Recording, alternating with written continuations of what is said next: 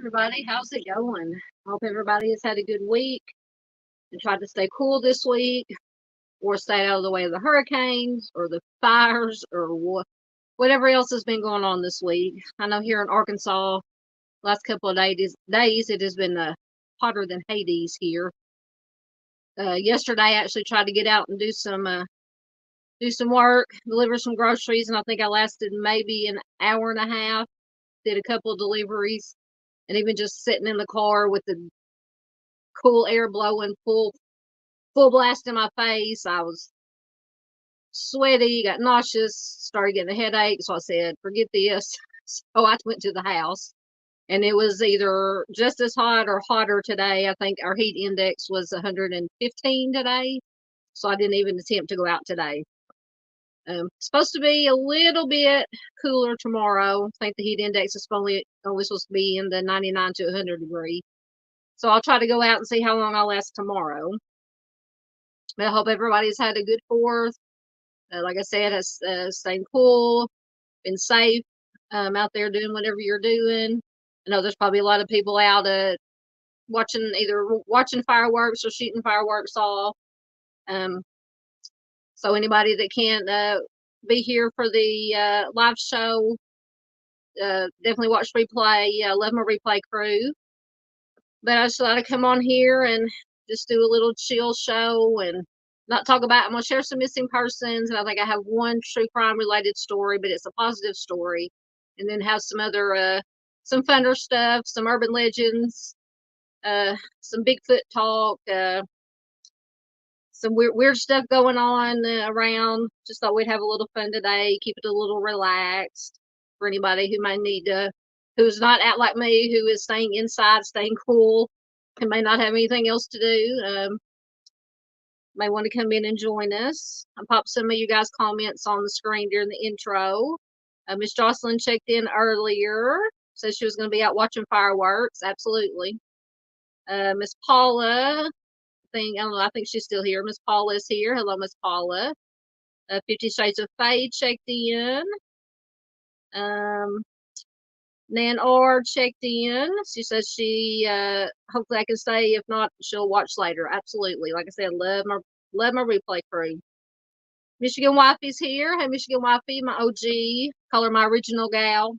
One of my original gals. Been with me from the beginning, before I even started doing live streams. And when I was still doing what I call my crappy little videos. I don't know how much better they are nowadays, but hopefully they're a little bit better. Let's see if anybody else has popped in. There's Chris Gideon. Hey, Chris, good to see you. Happy 4th to you too, sir. Like I said, I hope everybody is. Oh, I love the Boston Pops. Miss Paula says she has the Boston Pops on in the background. Yes. Yeah, and here in Arkansas, down on the river in North Little Rock, they always do what they call Pops on the River, and they have the Arkansas, whatever they're called. I can't even think what they're called now. One of Arkansas's orchestras, and they do, yeah, well, like I said, they Pops on the River, they shoot fireworks, and they play on one of the local radio stations, coordinates the music to the fireworks. And we used to go, when I was younger, a kid and then a teenager, young adult, we would all pack up and go down there and watch it. But nowadays, it's for one, it's too hot this year. It's too crowded, and being right. I guess the older I get, or maybe things that happen, I've always hated being in big crowds anyway. So they usually later on tonight, on TV, one of our local stations, they usually replay it, so I'll just watch it on TV. Yes, I do have a CashApp, Michigan Wifey. I think I put all my donation links in the description box of the video, and you can also find them on the homepage of my channel. Hey, Doodlebug. Always good to have our Doodlebug part here. Hello, humans. Yes, I think we're all humans, although we might be talking about some non-humans tonight. Depending on where you stand on these, I don't know if you guys have heard about these, what they call them, shiny monoliths that have been popping up everywhere in different places. I think the latest one popped up in Vegas. and they took it down. So I got a little story about it we're going to talk about. Going to talk a little bit about because the other night, Sunshine, Mind of Monsters, had I think it was last weekend, her decompression live streams that she does, and I was in chat and we got to talking about Bigfoot and things like that, and I brought up here in Arkansas because I think just about everywhere in the United States, around the world, has a version of Bigfoot, whether it be the Yeti, the Bigfoot. I think Sunshine said down in Florida they call them swamp apes, and there's different names for them. I've heard them called skunk apes, and here in Arkansas we actually have our version called the Fouke Monster down in Fouke, and Fouke, Arkansas is down in the very southwest corner of Arkansas on the Arkansas-Texas line. And so I have a little video clip that our local news channel did here a couple of years ago. I thought that'd be fun for you guys to watch. And I do have some stories. I always said that I had never been to Fouke, but then my mom said, yes, I had been to Fouke, or through Fouke, through Boggy Creek. But I was a baby because my dad's folks came from Texas, came from Longview. So whenever, after my mom and dad got married, and they would go down to visit his folks, his family that still lived in Texas, and they had to go the little road they took went right through Fouke, right through Boggy Creek, where the Fouke Monster is, and so technically I have been through there. I just don't remember it because I was a baby at the time. But anyway, I thought that would be fun to take a look at. I think I have a puppy doggy story. We all love doggy stories. So I have a doggy story, and I don't even know what else. Whatever else you guys want to talk about. See who else is snuck. Oh, there's Dave, our resident out on the prowl. If I can get him to come up here. You show it? Yeah, okay. Hello, Dave. Dave said he's checking in before work. Thank you, Dave, for checking in. We always love to see Dave check in. Be careful out there working, Dave. Taking care of the owls. We love that. Don't know if there we go. As usual, and I didn't know if I was going to even be able to get to do the live stream tonight, because all day I got up this morning, piddled around, did some stuff, got my shower, and was going to get on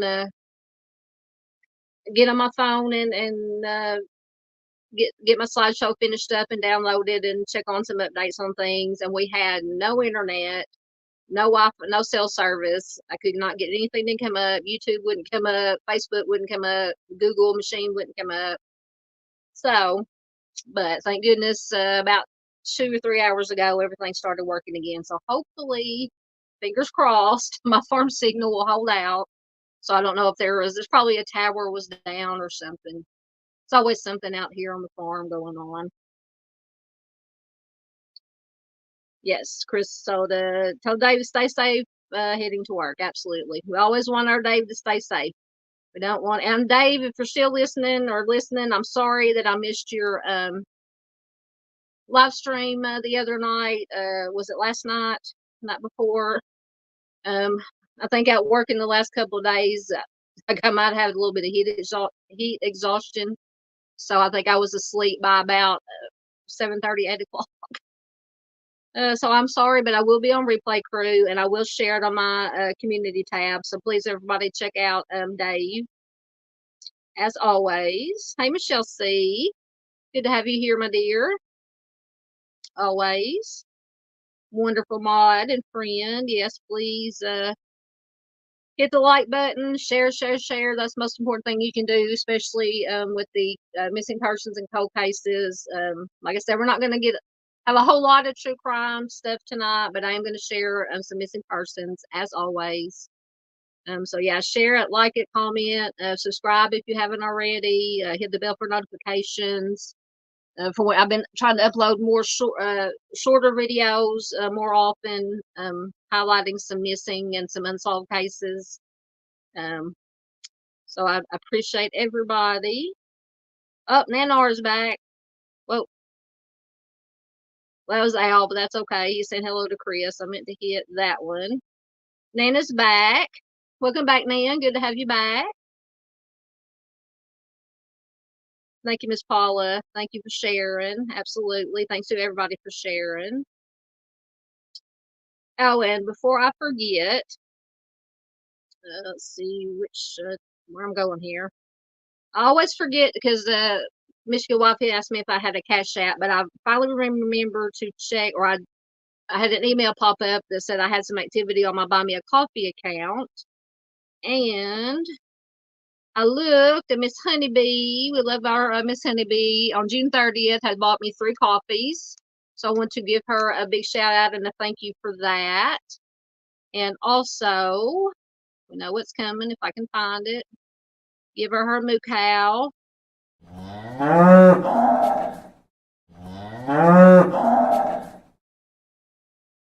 So there's Miss Honeybee's moo cow. Thank you so much. Very much appreciated. Much appreciated. And I always forget about checking because I don't, I don't ask for donations. I don't sit on here. Please put, if you can donate, fine. If not, that's fine also. But everything that is donated and anything from the memberships goes back into the channel to help pay for hopefully getting us some Wi-Fi here whenever they get it put in. For some of my apps that I use that I've just paid basic, for. So it all goes back into the channel. I hope I'm going to say your name right. Hello, Satara. I hope I said that right. Welcome.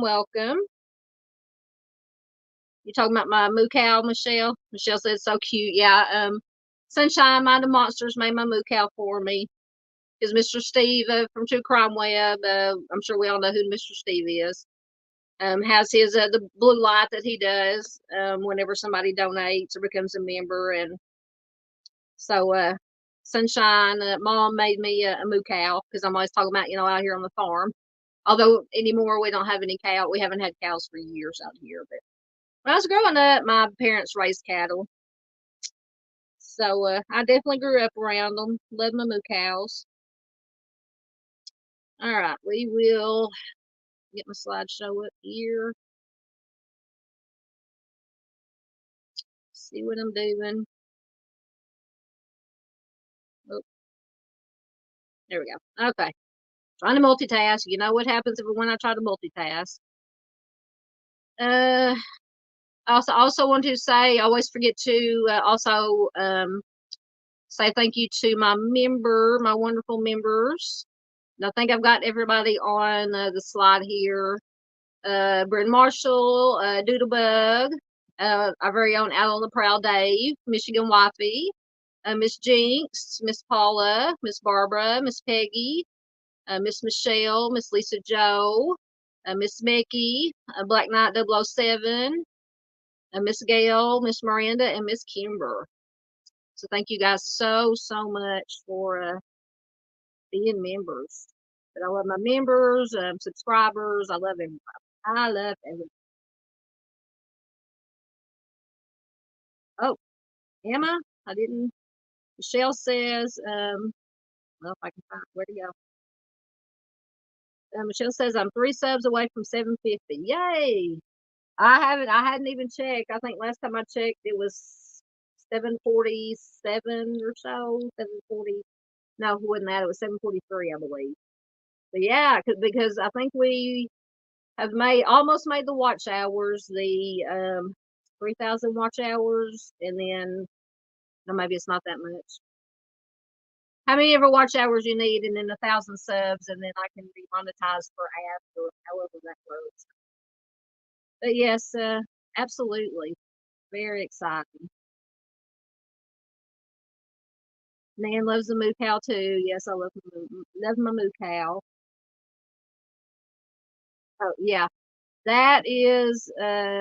Dave said he is trying to unalive as many mosquitoes as possible. That's another reason that I'm not outside anywhere watching fireworks or shooting off fireworks, because the mosquitoes here are as big as hawks or buzzards here in Arkansas, as are I'm sure they are a lot of places. Yeah, they will carry you off. So yes, I'm not a fan of skeeters at all. Yes, also the flies. Michelle mentioned the fly. Yes, we have big flies here too.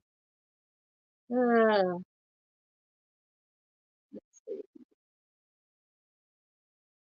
They said I'm doing so well. Thank you, Dave.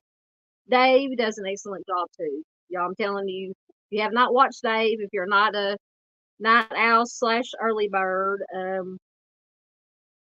please do. If you can't catch Dave on his live, which if you can, please do, because chat is always wonderful, always a wonderful, amazing, awesome group of people in chat. But you can always watch replay. Well worth the watch. There is chat keeps jumping on me. There is Sunshine's Mind of Monsters, and you can throw Dave's channel in there too. Uh oh. Thank you, Miss Jinx. Miss Jinx loves the cash cow. $5. Thank you so much, Miss Jinx. Hold on, you go get your moo cow too. Let me find him. There he is.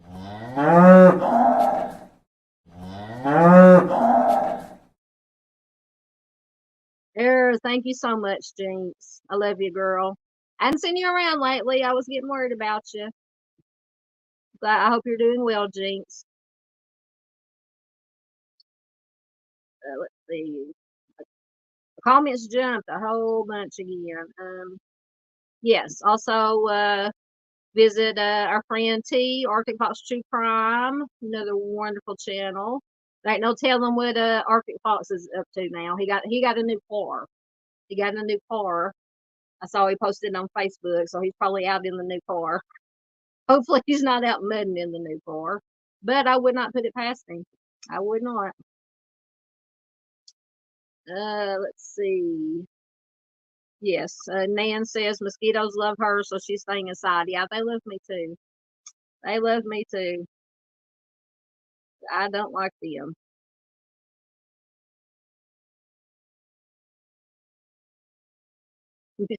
Michigan Wifey says, "Am I wrong to be hoping for downpours to stop the loud but fireworks going off by my house at the moment?" I don't know what you mean by but fireworks. You might have to explain that to me, but I like that. No, actually, I would actually here in Arkansas, I would love to have a downpour right now. And we have a chance of just what they call the pop up thunderstorms. So hopefully, we'll get a little bit of rain, and then it'll probably just be enough, and then it'll be steamier, just as steamy as it was. But hey, we'll take what we can get. Yes, most definitely. There is True Crime Web, Mr. Steve and Mrs. Steve. It was good to see Mrs. Steve back on. She wasn't on the last this live stream he did. Was it last night? Or I watched the replay of it. But she was on the one before Mrs. Steve was back. So it's always good to see both of those wonderful human beings. Yes, and Ruckus. Yep, always good to I got to get over to Ruckus and see because I noticed he posted. I haven't watched it yet. We've heard Mr. Steve's version of he and Ruckus's trip, that out to the West Coast and back. But I think Ruckus has posted maybe his version, so I'll have to get over there and see what Ruckus has to say about his version. Yes, Nan's talking to Michigan Wifey. He says, "I don't think you're wrong at all. My cat and parrot are very stressed. I wish I could help you more." Yes, that, that's a lot of people don't realize how it affects not only animals, dogs, cats, any kind of critters, but also because I was watching the local news earlier to see what they said about the weather, and they had a special about how it affects anybody with PTSD, especially veterans, the loud booms and stuff, and you had to be considerate and think about how if you know that you have any neighbors close that might have PTSD, whether it be a veteran or somebody some from some other event, how those loud firecrackers and booms and things can affect people and animals. So yes, Absolutely. Michelle says that Ruckus is on his way to Evansville. X, X. Oh, you're welcome, Jinx. Jinx says, I can't thank you enough for your Flora Live. The momentum you helped build is going to pay off. It was an honor for me to be asked to participate in it, and everybody who did a lot of Dave did a live, and Dave has actually done aside not only the live he did for this Flora week, he has done 3 or 4 other live streams about Flora. And everybody who participated in Flora week this year just did excellent, excellent, and yes, hopefully I can't wait to hear hopefully like Jake said, momentum, hopefully the momentum is going to pay off and things are going to start happening to get these 4 little girls and Miss Galen some justice, and they are always in our thoughts and prayers. Absolutely.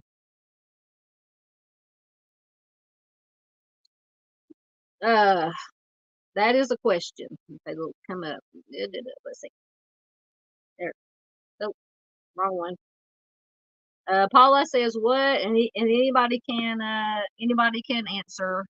Just always be respectful of each other's opinions. It says, what is your reaction to the mistrial in the Karen Reed case?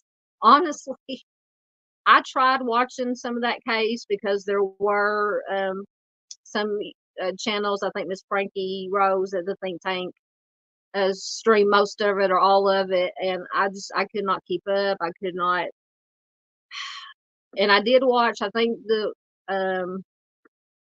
last thing I watched about Karen Reed, it was after the mistrial, was Mr. Steve's, the last live stream he did. He was talking about it, and I honestly don't have an opinion because didn't get to watch enough of it to for myself to know what the ins and outs. And but to me, the pictures that are a big thing of whether were they animal dog bites, dog scratches, or did they come from the tail light.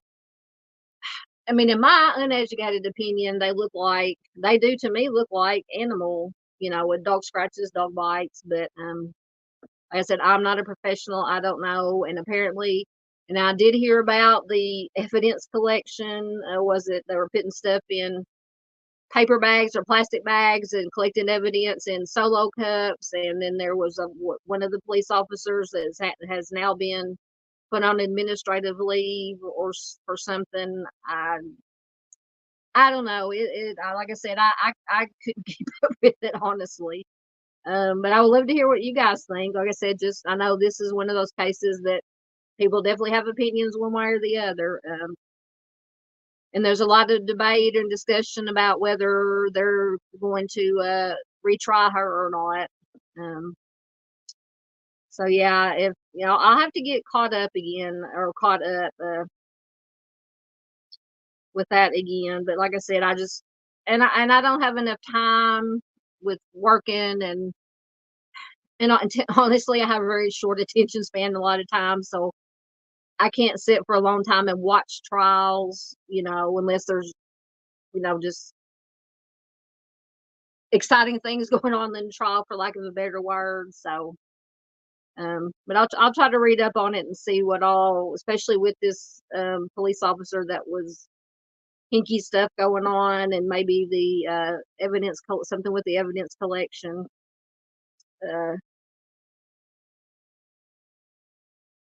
Dave said he would see us in the car.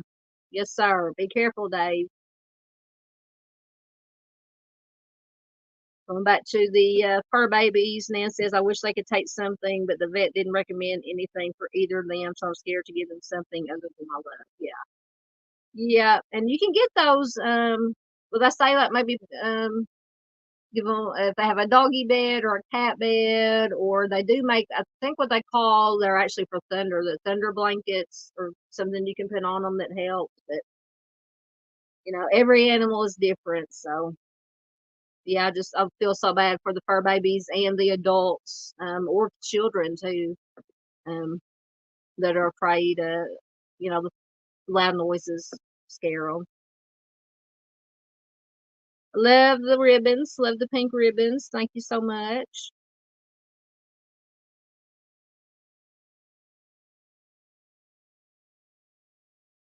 So this is one thing. So you'll have to tell me.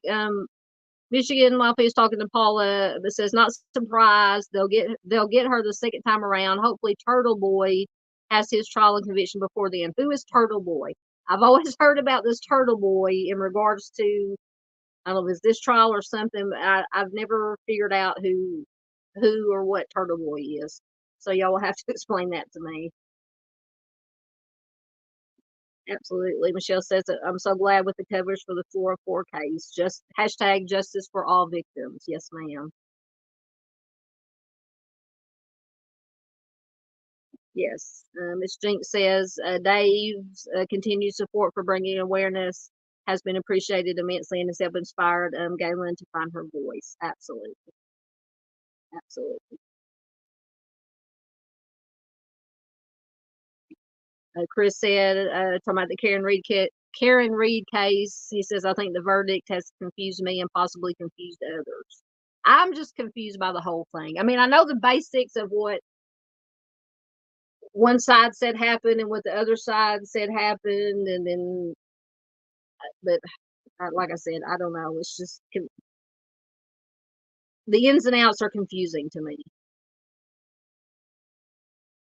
Yes. Tara says, I like fireworks, but it's hard to take. It's like gunshots. Yes, absolutely. Absolutely.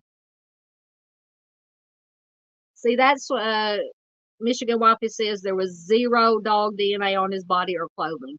See, and that was one thing that I thought about when I was watching Mr. Steve's live stream that he did, or I was watching the replay. And I was thinking, could they not have during the autopsy tested, done swabs or whatever, or they may have done it because Michigan Wifey said there was no DNA. That's what I was thinking. Did they do swabs or whatever during the autopsy to see if there was dog saliva, dog DNA, or anything in those wounds? But apparently, there was no dog DNA on his body or clothing. Thank you, Michigan Wifey. See, I learn more from what you guys tell me than from trying to read or watch the trial.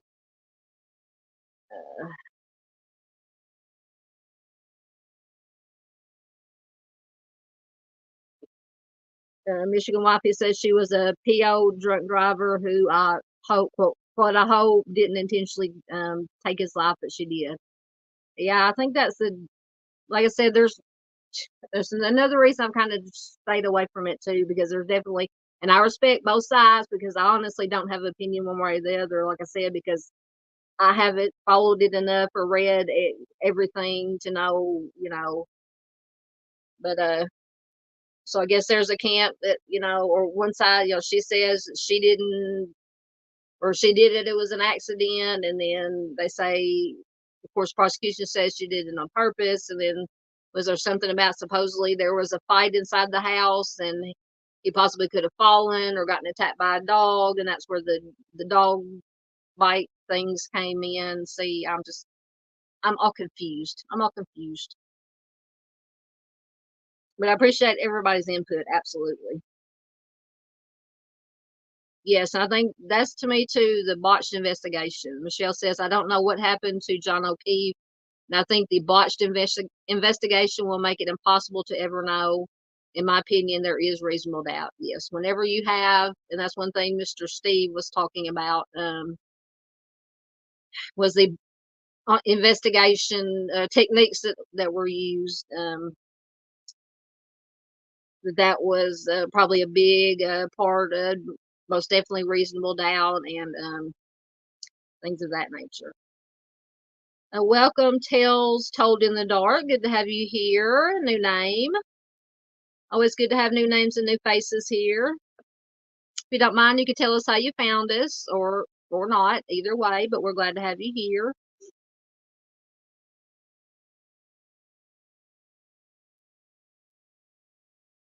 I'm going to assume, Michigan Wifey, you're talking about the policeman who was put on administrative leave.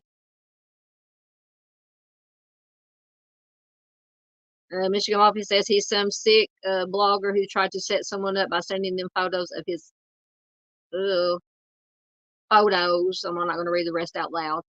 Has cheated on his wife multiple times and has been charged with witness intimidation. You must be talking about that. Sounds kind of like the little bit that I've heard about. I think just from watching Mr. Steve's live stream that he did in the chat, talking about yeah, some bad things going on. Sorry, my comments keep jumping. Yes, and also that's another thing. Michigan Lobby says the jurors and witnesses were harassed and threatened by the free Karen Reed people. Yes, to me, it's just I don't know if it's happening. If it's happening more in these cases, these high profile cases, like we've seen it in this case, obviously, in the Delphi case, and I don't know about Koberger. I don't hear a lot about Koberger case, but these just people, normal, normal people outside the investigation, not in any way connected as far as being law enforcement witnesses, had nothing to do with it. Everyday civilians and some YouTube creators. But yeah, these people that just, it's like reminds me of a Frankenstein, people with the pitchforks and going after and it's just so scary. And I don't know if it's happening more nowadays or just we hear about it more because of social media and 24-hour news cycle. But it's very, in my opinion, it is very scary. Very scary. I'm afraid one of these days somebody is going to get hurt very bad or worse by some of these, as I call them, Looney Tunes. I'm trying to be as nice as I can about it. Right. Nan says, sadly, it was a horrible investigation. Someone just swabbed the shirt but didn't send the shirt, and his body wasn't tested for DNA. I'm sad for the family. No answers. Yeah.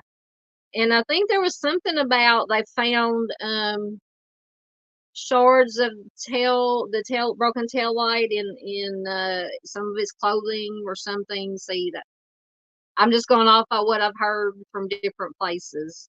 But I think, excuse me, I think I remember um hearing something about there were supposedly shards found in his clothing or something. But then there was also a video from their house of her backing out and hitting his vehicle or something. See, I'm probably getting everything all confused, but see, I just have bits and pieces I don't have the whole picture. So that's why I count on you guys to help me keep caught up. Michelle says Officer O'Keefe was found upside down in the snow. He could not have injured his head from falling back after being hit by a car. See, that's also what somebody brought up in chat too.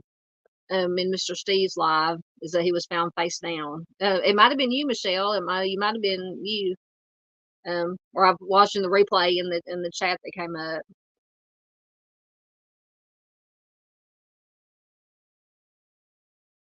Michigan Wifey says he had none of the people in the house's DNA on him under his nails or anything.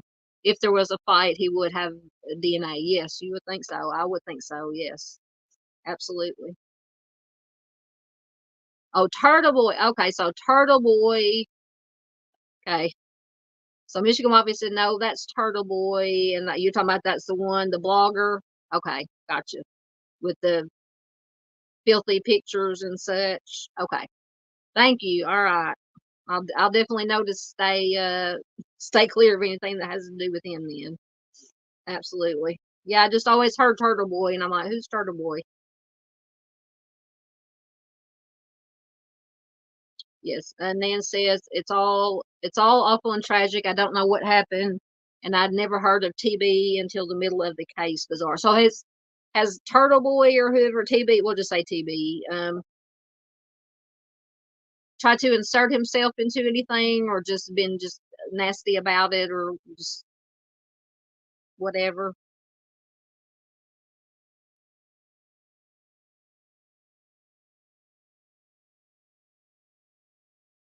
All right, I think I'm caught up in comments. Let's see what we got. All right, we're gonna start on some missing persons, but I will keep an eye on your guys' comments. Get a drink. Michigan Wifey says she has known of Turtle Boy for years. So is he on the YouTube streets, or is he just? I said the only time I've ever heard of him mentioned was during, I don't know if it was the Karen Reed case or different cases, but his name always would pop up. People would be talking about Turtle Boy.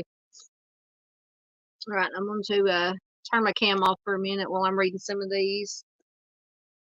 All right, we'll make it through some missing persons. Let me get my big slideshow up on my computer so I can read. This is Serenity Tedder. She is missing from Rayford, North Carolina. She is 15 years old. Black hair with red highlights, brown eyes, 5'3", 135 pounds.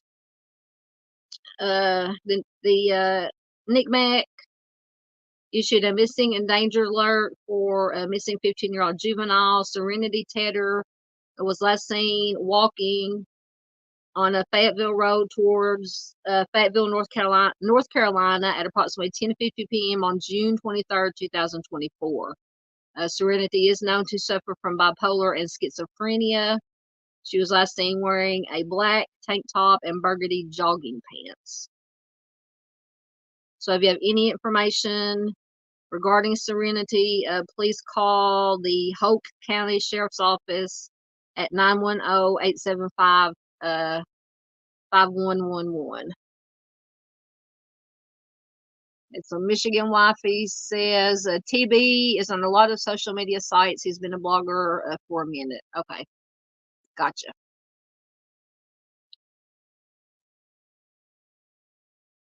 All right. Next we have just a little bit smaller, not that small. The Pennsylvania State Police Troop A in Somerset, and this is from Pennsylvania. Continues their investigation on missing person 38-year-old Shane Boone. Shane was last seen in a very remote area of Pennsylvania near Swanton, Maryland. He was known to frequent Grantsville and Hagerstown and may have been driving a black 2013 Jeep Wrangler 4-door with Pennsylvania plate JGH 3891. Shane has surgical scars on his right knee, a no fear tattoo on his right shoulder, and a tribal dragon tattoo on his right arm. He was last seen on January 2nd, 2014.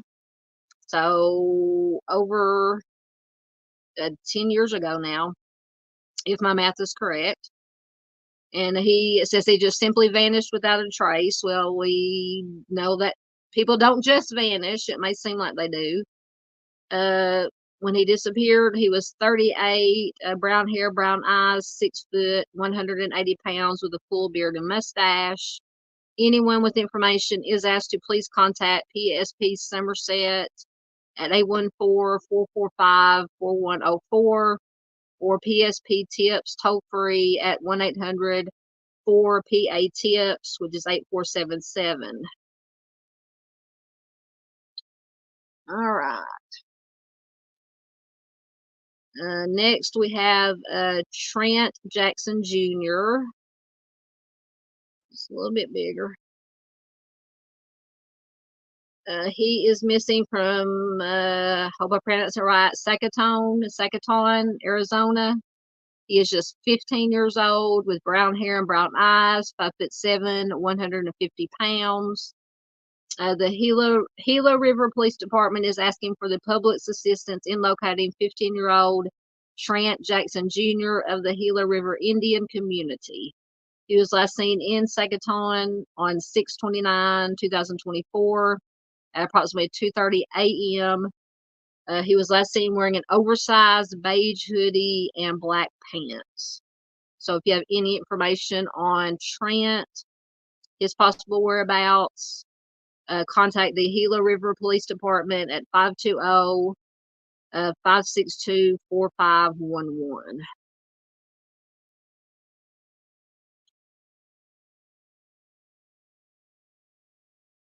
Right, and I actually had, this is a good news one. I had included this silver alert for Larry and Beverly Young out of Tennessee. They have been found safe, so good news on that. Absolutely. It's always good to have good news.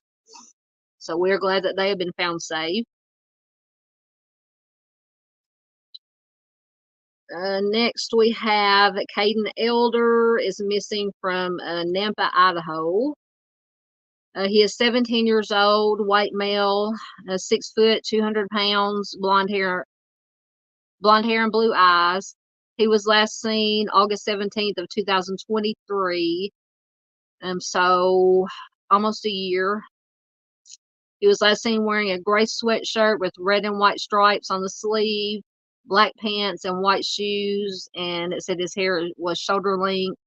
If you have any information concerning Caden, his possible whereabouts, please contact Nampa PD at 208-465-2257.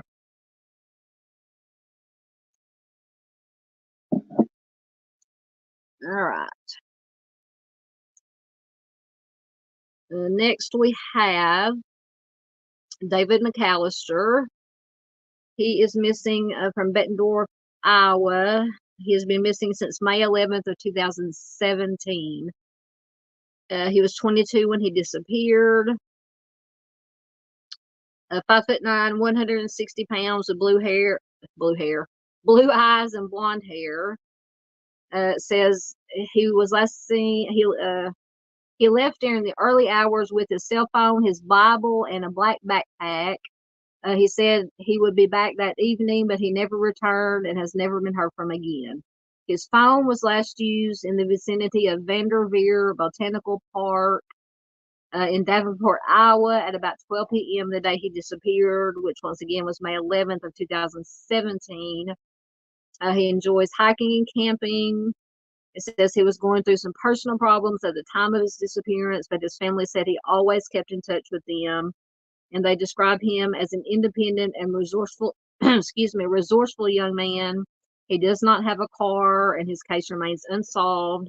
So if you have any information, please call the Bettendorf Police Department at 563-344-4015.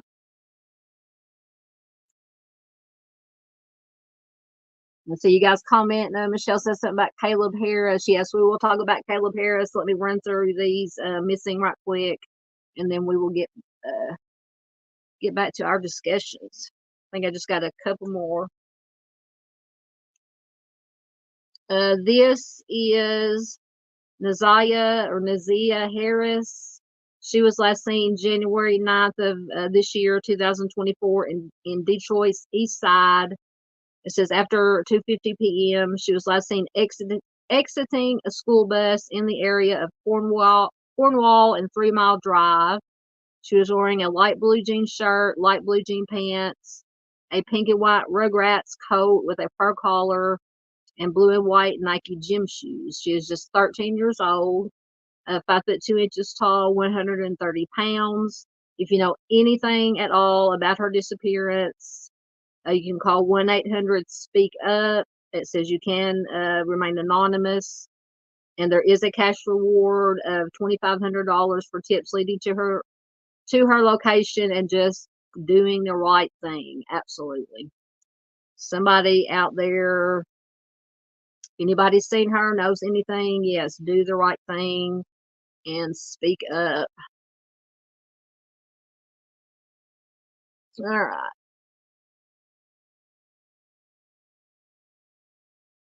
And by the way, all these missing that I'm featuring tonight came from one of the many Facebook groups, missing person and cold case unsolved Facebook groups that I'm in.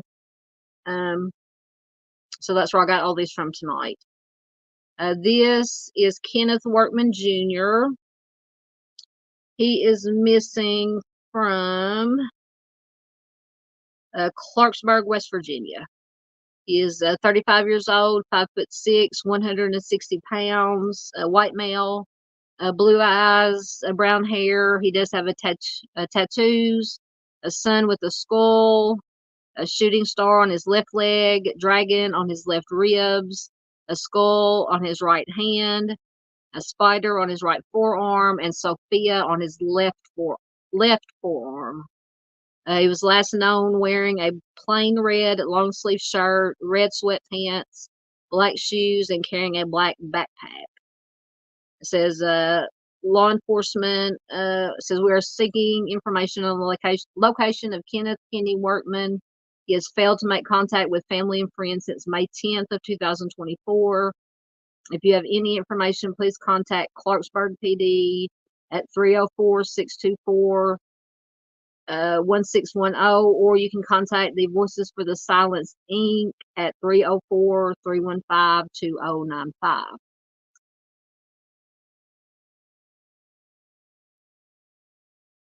Dave is listening in the car. Thank you, Dave. Thank you for listening and driving. And he's beeping. Be careful, Dave. But thank you for listening and while you're driving. All right.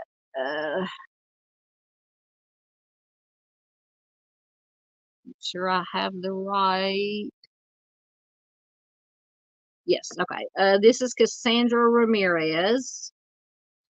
Cassandra was last seen on September 19th, 2018,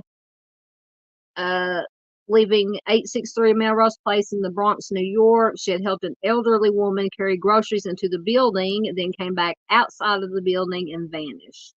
Her mom mentioned, and this was a recent post, that it was 5 years ago yesterday she was seen on camera, and 5 years today that she was reported missing. Cassie was heading to her ex-boyfriend's as he was going to give her money to buy her son a present. He says she never arrived. Later, he said he bought her a ticket for the subway and dropped her at a stop. Anybody got red flag vibes going on this one? Put your red flags up if you got them. She called a relative late night, early morning, and sounded scared or in trouble. She was 25 at the time, wearing blue jeans and black sneakers. She was 5'2", 110 pounds. Says her family is tired of eeny, meeny, miny, mo, and continues to seek the truth. So it sounds like they have some ideas, maybe some red flags of their own. If you know anything, call Crime Stoppers at 1-800-577-TIPS, and please give her prayers and shares. I like that. Prayers and shares.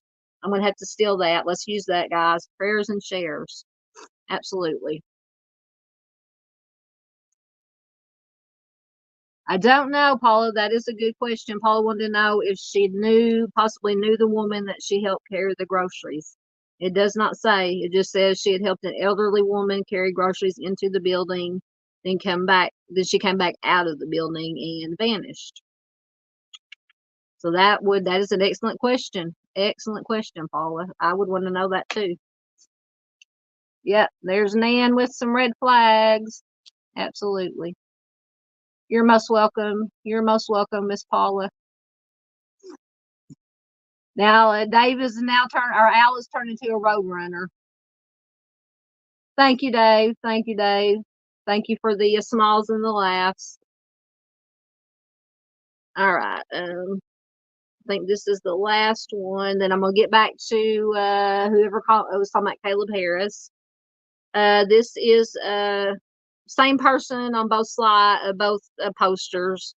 Marissa K. Carmichael. She was last seen on January 14th, 2024 in Greensboro, North Carolina at the Exxon on 809 East Market Street, Greensboro, Guilford County, North Carolina. She's 25 years old, biracial female, black and blonde braids, brown eyes, 5'4" tall, 260 pounds. According to her family, Marissa went to the gas station after leaving a nightclub. At the Exxon, she called 911 saying she had been robbed. And she said, quote, "I don't know where I am in Greensboro. I just got all my stuff thrown out of the car. He took off with my phone, and I have no clue where I'm at. That is horrifyingly scary. Marissa, that's what she told dispatchers in the 911 call. Oh God, I would be terrified. I'm terrified for her. I'm terrified for her. She has a heart tattoo on her face and a butterfly near her eye. She was last seen wearing a white Tweety Bird t-shirt, blue jeans, and yellow sneakers. So if you have any information, call the Greensboro Guilford Crime Stoppers at 336-373-1000, or you can send an anonymous tip at p3tips.com. See if it has any other, that's the only numbers it had. Yeah, so that is terrifying. That call is terrifying to me. All right, let me get back to get back over here and get caught up in chat. No, guess I get to turn my cam back on. Let me get back to, yes, there is, Michelle said, aren't you all surprised that we haven't heard about Caleb Harris? It's been around 10 days since God, that's been 10 days already. It seemed like it was just yesterday that they found the remains. Yes, but because I have been keeping up with this, Chris at the Mob Crew has done several live streams and videos about when they found the remains, and somebody else I watched, can't remember who it was. And the trigger warning, I'm not going to get too graphic, but apparently the remains were in a state where it's going to make it extremely hard, unfortunately, extremely hard, or it may take a very long time to be able, hopefully they can get, whether it be Caleb or somebody else, hopefully they can get the remains identified. But yeah, I didn't realize it'd been 10 days already. But yeah, yeah, somebody was asking about that. Like I said, I've been trying to catch up, been on Replay Crew on a lot of, excuse me. Sorry, y'all. I took my indigestion pill and my Pepto, but because we just boiled some hot dogs and ate some potato salad and some baked beans, and apparently they're not agreeing with me. But anyway, but yeah, it'll be so show of hands, or if you think this is Caleb or not, or it could be somebody else.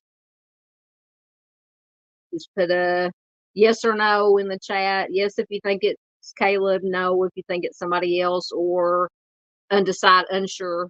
I'm unsure because apparently there have been 2 or 3 within the last year or so. I think maybe 2 or 3, maybe even 4 other men, young men about the same age as Caleb, who have disappeared in that area. All fishermen. So, you know, that's why I'm saying, obviously I don't know. I said, hopefully they'll be able to get the remains identified.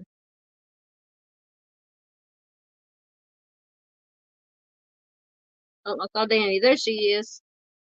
Hello, Dandy says she is stopping in to tell everyone hello. Have a safe and festive 4th of July. Thank you, Dandy, for stopping in. We love you. We love our Dandy. You have a happy and safe 4th also, Miss Dandy. Absolutely.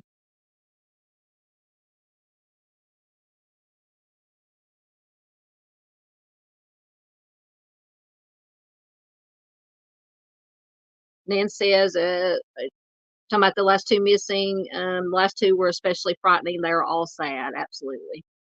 Right. Hold on, guys, 1 second. I will be right back.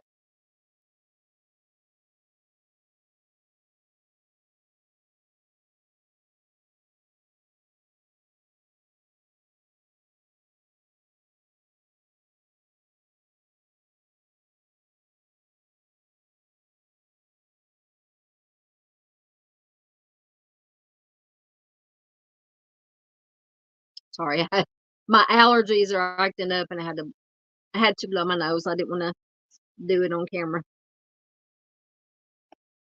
Nan has got, the screen is so small I can't tell what. Unsure. I think that's what it is. Yeah, I'm unsure. Nan's unsure. Michigan Wifey is unsure. Miss Paula says she hasn't been following that case. Caleb Harris, he's the young man that disappeared from Corpus Christi. He had gone out early in that night or early in that morning with friends, or they got a new dog. He went out to walk the dog. He brought the dog back. He went back out, and some people say he was waiting. He had ordered he had ordered Uber Eats. I think for lunch for the next day. Some people speculated that he went back out maybe to meet the Uber Eats driver, to get, to pick it up, but it was later found. But evidently, whatever happened to him before the Uber Eats got there, because they found the Uber Eats delivery on the doorstep, I believe, that next morning or that next day. And he had taken he sent a Snapchat to his sister walking the dog, and then he took the dog back, went back out. And the last Snapchat was that very eerie one by the bridge with the fog. And that was the last. And his phone did ping somewhere in that area, and then he just disappeared. And now, like I said, they found these remains, and we'll have to wait and see. And I agree with Michelle says they were found June 24th. I think is highly likely it is him. She says, I know they sent something. Yeah, because Chris from the Mob Crew did an excellent diagram. He got diagrams, blueprints of like where because the remains were found in what they called a sewer, a lift station. And he traced the blueprints back to this manhole in the ground that was very right behind the apartments that Caleb lived in. And he was trying to, it was like a direct link from where this hole was, and this line, it ran directly to where the remains were found.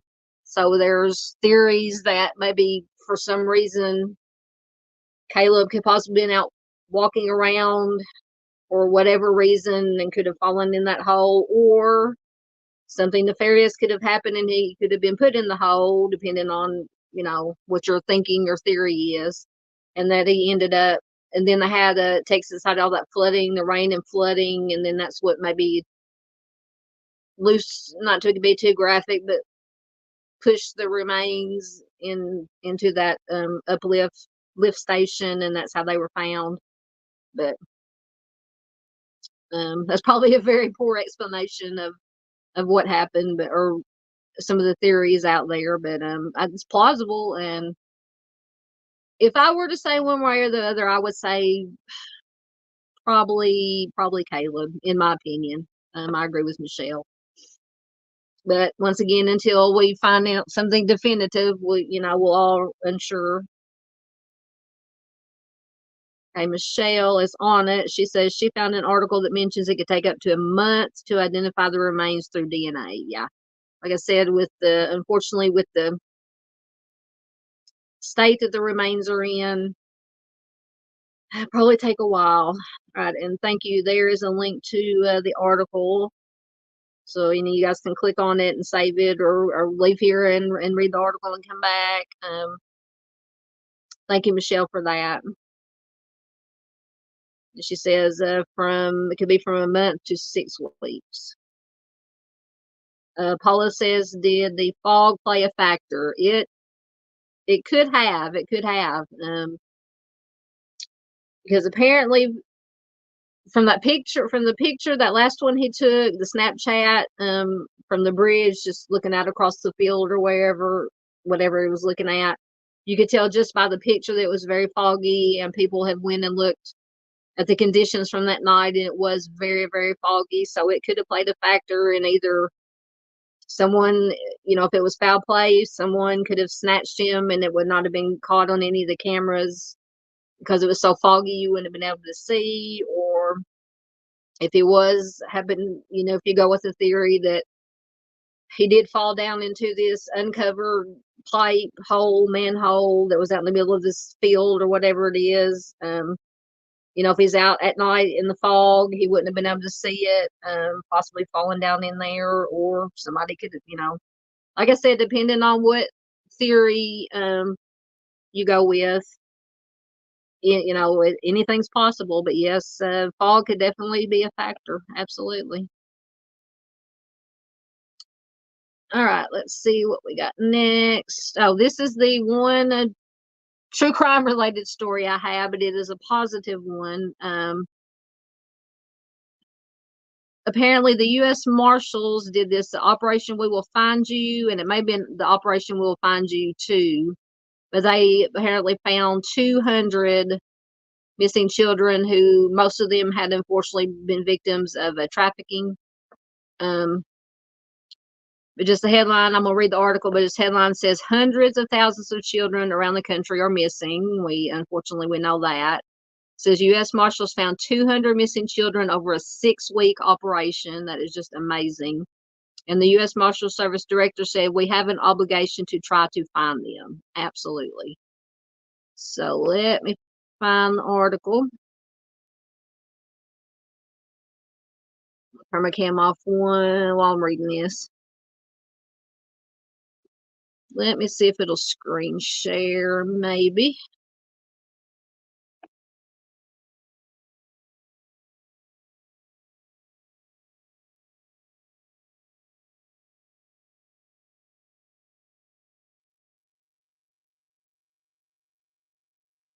Oh, it actually worked. How about that?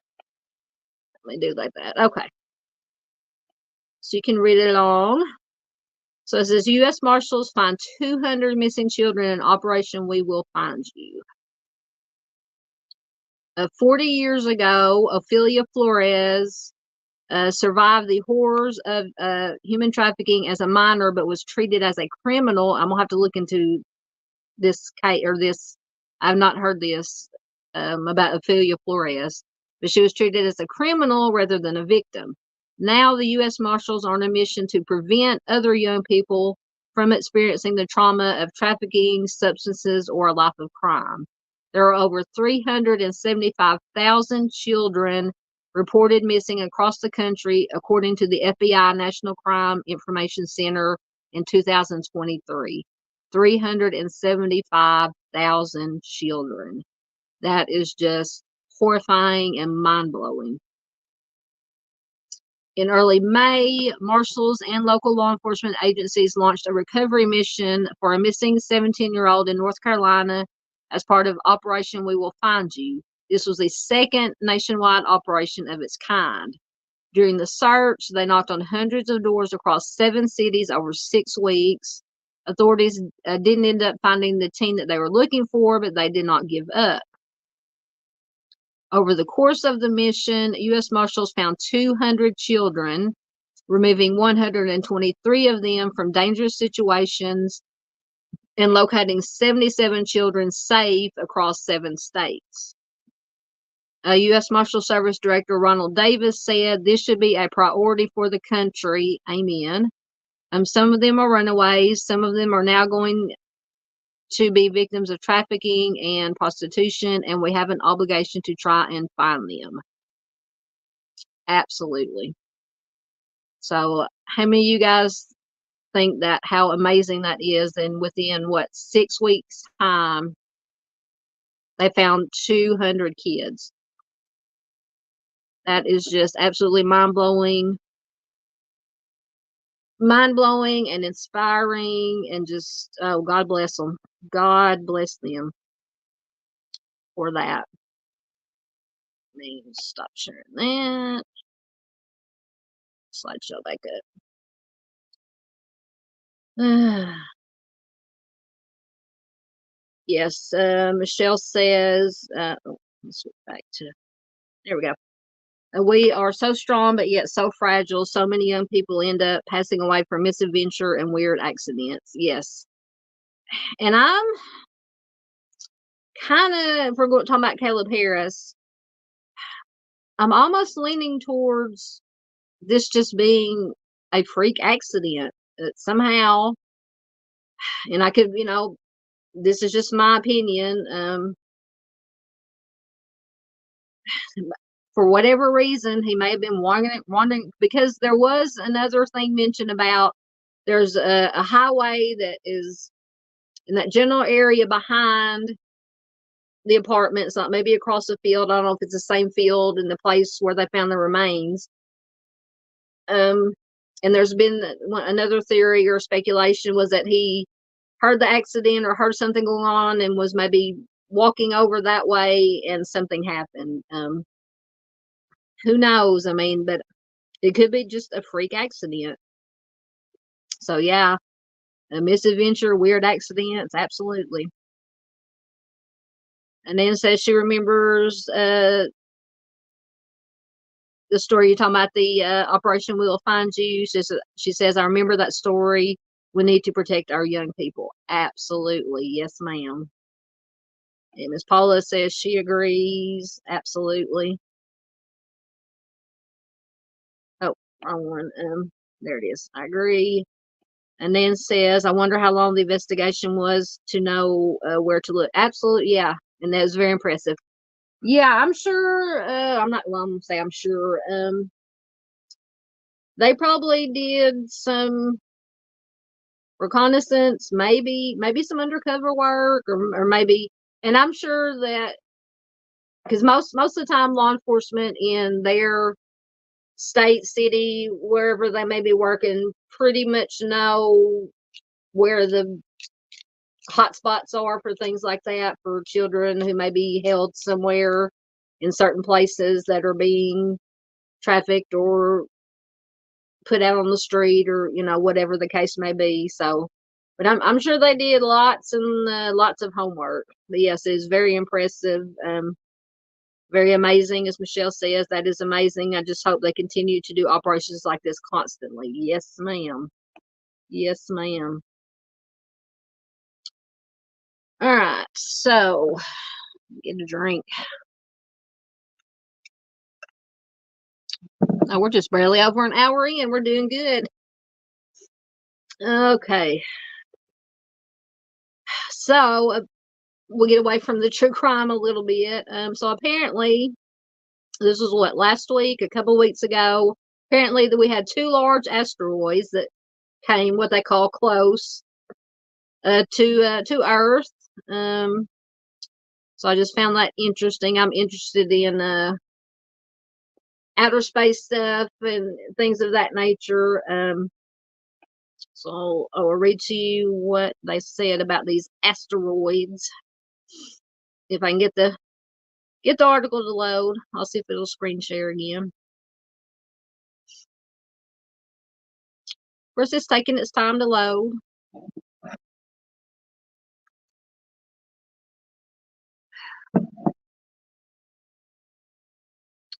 There it is. All right, let me see if it'll share that down. It has pictures of the asteroids.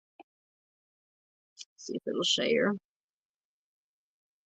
Yay, it's working. I probably shouldn't have said that. Now everything will turn into a dumpster fire. All right, so NASA, let me get this picture up here. NASA's planetary radar tracks two, not one, but two large asteroids close approaches. And there is a picture of one of them. Probably a time like a time lapse. And this article was from when was it from? It didn't say. It's from last week, I believe. There's one of them. So this was the Goldstone solar system radar, part of NASA's Deep Space Network, made these observations, those pictures.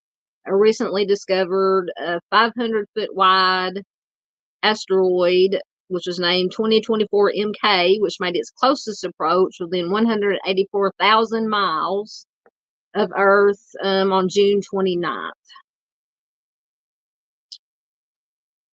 Says scientists at NASA's Jet Propulsion Laboratory in Southern California recently tracked 2 asteroids as they flew by our planet. One turned out to have a little moon orbiting it. That's very interesting. While the other had been discovered only 13 days before its closest approach to Earth.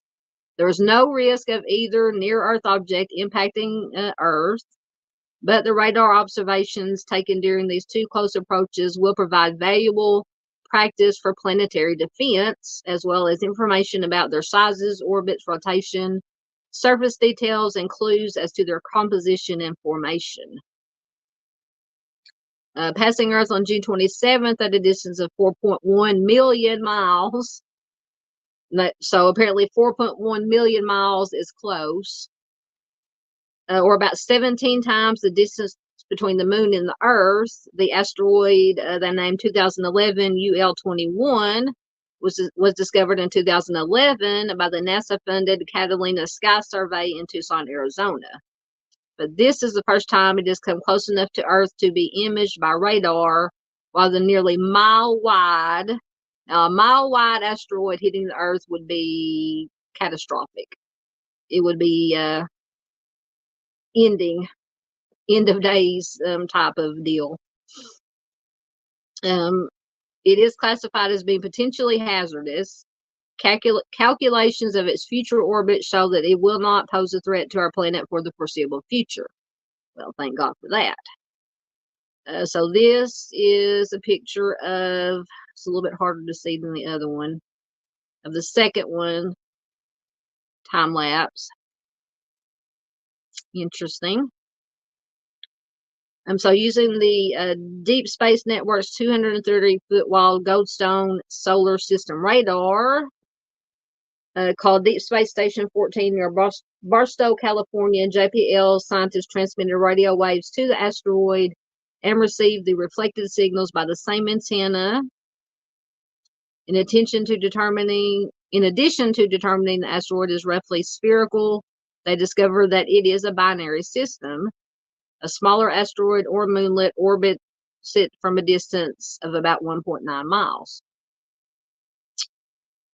Interesting.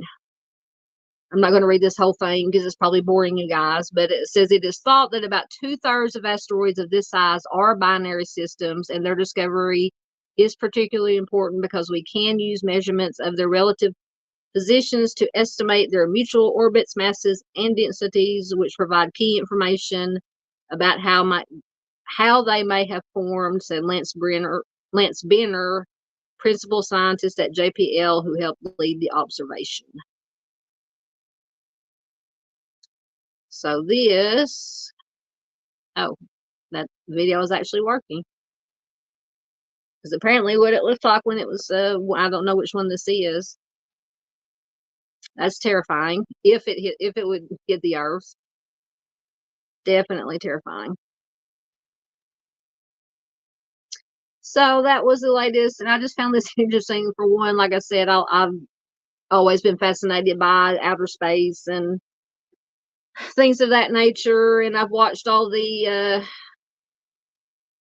end of days action movies with various things hitting the Earth. So I thought that was interesting. All right. Put that back up there. Caught up in chat. Oh, Chris is back. Welcome back. Welcome back, Chris. You get a drink. See what we got next. Oh, all right. So, like I said earlier, if you're coming in late or watching or whatever, when I was in last weekend, I believe when Mom, Mind of Monster Sunshine, was having her decompression live stream that she usually does on the weekends, we got to talking about Bigfoots and urban legends and things of that nature, and I mentioned our Arkansas version of Bigfoot is called the Fouke Monster, and Fouke is a little town. Once again, if you're coming in late, very southwest corner of Arkansas on the Arkansas-Texas line. And unknowingly, I had been through this area where if anybody has heard of the movie, The Legend of Boggy Creek, that movie is based on the Fouke Monster. I have watched it. It came out in 70, I believe 72. I have a clip I'm going to play, which I was a year old when the movie came out. But I watched it probably younger than I should have. And the movie scared the bejesus out of me, honestly. I had nightmares for weeks after I watched it because it's done a very documentary style. So, it made it seem, to a young me, made it seem more real. So yeah, I had nightmares. But I thought I'd play this, here a couple years ago, one of our local news channels did a little special about it, and the town of Fouke has dedicated. It's kind of like Area 51 or whatever now. It's all touristy and everything, and that's kind of what Fouke has done with this Legend of Boggy Creek, Fouke Monster, urban legend, urban myth. So I thought you guys might get a kick out of it. And if you guys, wherever you're part of the United States or world you're in, if you have your version of a Bigfoot or an urban legend, please put it in chat. I'd love to hear about it. Nan says, in the 80s, she and her hubby saw a UFO in the sky. I'm like, that is, see, I'm into the UFO and alien thing too. Find it very interesting, along with these urban legends and stuff about the Bigfoots and stuff. So yes, we can talk about urban legends, aliens, anything you guys want to talk about that's not true crime related. But yes, I'm definitely interested in UFOs too. Let me play this clip. It's about 3.5 minutes. So I will stop my cam while I'm playing it and probably mute myself.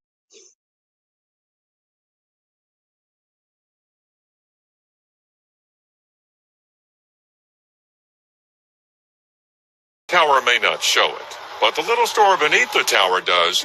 Welcome to the Monster Mart, the focal point of Fouke, Arkansas. What started as a convenience store has also become the Fouke Monster Museum. People were coming in, and they were kind of disappointed there wasn't anything to see or do around here. And there was a lot of interest. There was a lot of interest all over the country. Owner-operator Denny Roberts displays the newspapers that started it all. 50 years ago, a rash of sightings of a Sasquatchian creature created a Fouke frenzy.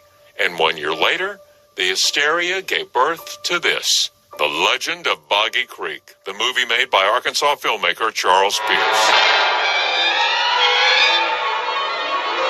River bottom wilderness in southern Arkansas, along with deer, duck, crane, and beaver, lurks a creature that walks upright. Showed in theaters all over the country, and it made the thing famous. And there's a lot of folks that were in the movie that still live here. Longtime Fouke Mayor Terry Purvis has no problem with Fouke's movie star. Oh, yeah, we love it. It's great for tourism. All 50 states been represented coming in here. 24 foreign countries, been in here. And get this. There's still people having sightings around here. And the people who see it often have proof. Photos and drawings and even plaster casts of footprints. Denny Roberts' Monster Mart keeps getting bigger. It's been an ongoing process for the last 10 years, actually. I've been adding. For every artifact, a dozen stories. Like the breathless woman who called the mayor just a few years ago. Well, you could tell the anxiety, the quivering in her voice. Something happened, and she told us about the sighting that she just had. And this is it. The Boggy Creek. Looks like any other stream under an Arkansas highway bridge, but you look closer at its isolation and the mysterious undergrowth, and the creek takes on a whole new life of mystery, of the possibilities that a phantom could lurk somewhere. The land was made for something like the Fouke Monster. Land that Denny sees could have cabins, scare B&Bs. Because a lot of people have got an interest, and they want to stay and camp out and stay 3 days. For the record, neither Denny nor the mayor have seen him. I've had friends that live back in the bottoms that was telling me about the sighting, but they didn't want to say this to anybody. They didn't want to be made fun of. I've never seen it, but I do have personal friends who I know personally. These people I've known for years who have sightings, and I'm not going to be the one to call them a liar. But maybe seeing the monster really isn't necessary. A legend that has been steadily maintained over 50 years is enough for a small town. A monster mart with tracks and snacks, and a grateful mayor. I haven't had any sightings yet, but I'd love to sit down and have a beer with the guy and shake his hand and thank him.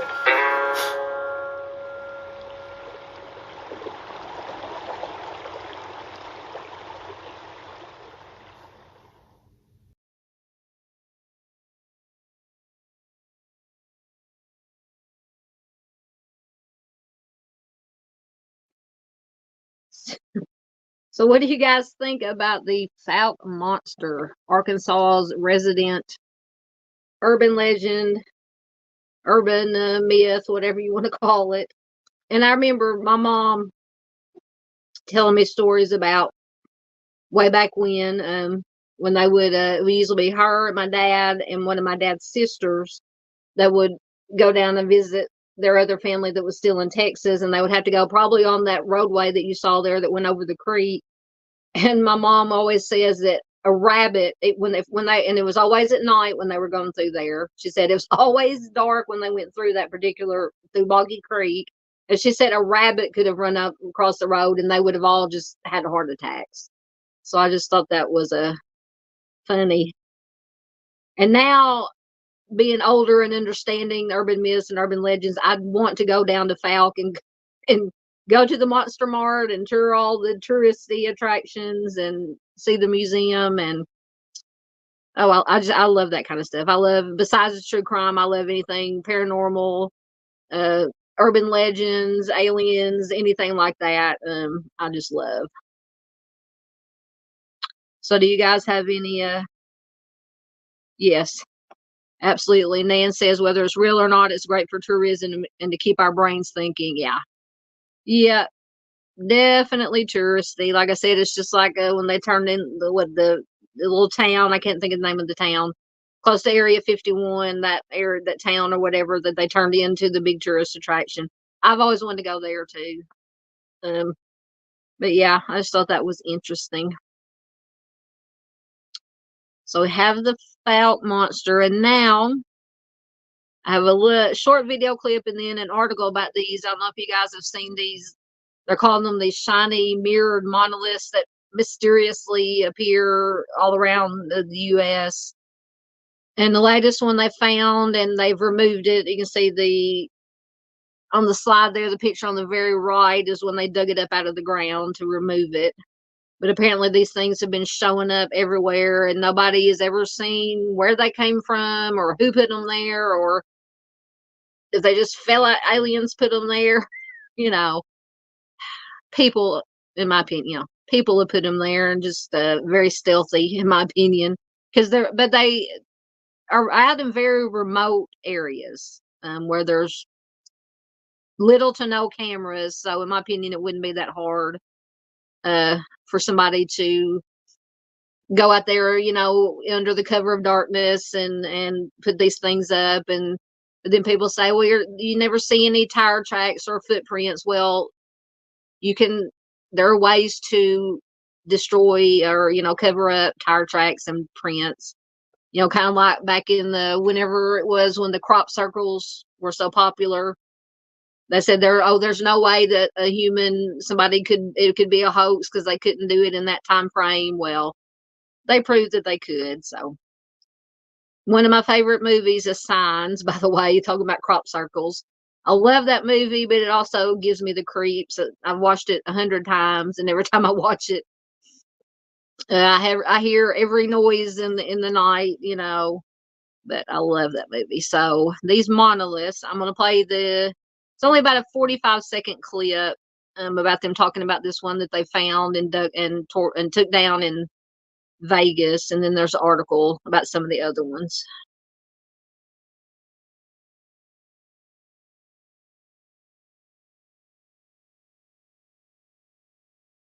of the mirrored monoliths continues.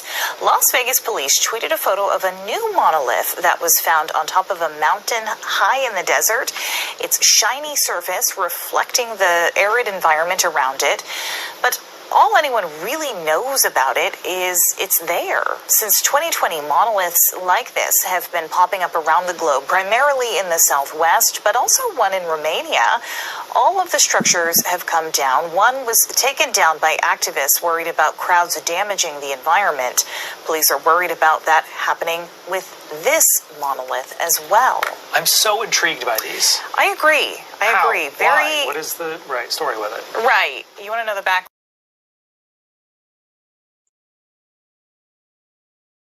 All right, so that was just a little clip.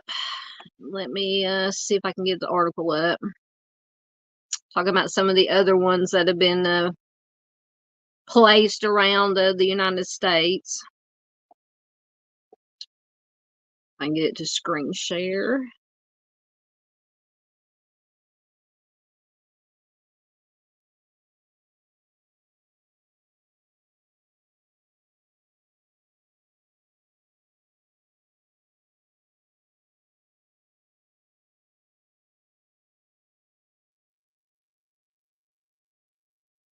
All right, there it is. All right, so shiny monolith that's removed from mountains outside Las Vegas. That's the one that the clip was talking about. It was the latest discovery in a series of mysterious columns that have popped up since at least 2020. For this ad, probably won't go away. All right. A strange monolith found jutting out of the rocks in a remote mountain range near Las Vegas has been taken down by authorities, and how it got there is still unsolved. It remains unknown how the item got to its location or who might be responsible. Las Vegas police said Friday in a series of posts on X announcing the removal of the glimmering 6'4" prism. Its discovery over the weekend and quick removal because of public safety and environmental concerns revived a pandemic-era mystery that captured the public's imagination when shiny monoliths evoking the object that appears in the Stanley Kubrick movie 2001: A Space Odyssey. I love that movie too, by the way. Began to appear around the globe. Members of the Las Vegas Police Search and Rescue Team found the object near Gas Peak, part of the vast Desert National Wildlife Refuge, where bighorn sheep and desert tortoises can be found roaming. It was the latest discovery in a series of mysterious columns that have popped up since at least 2020. In November of that year, a similar metal monolith was found deep in the Mars-like landscape of Utah's Red Rock Desert.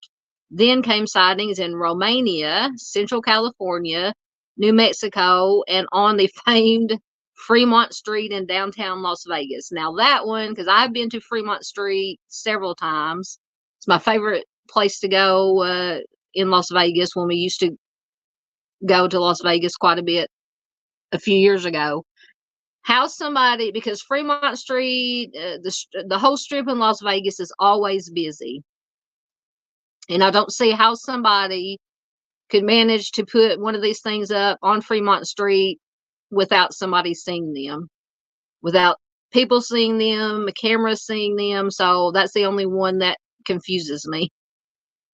So all of them disappeared as quickly as they popped up, adding to the lore. This thing is not from another world, Lieutenant Nick Street of Utah's Department of Public Safety said at the time.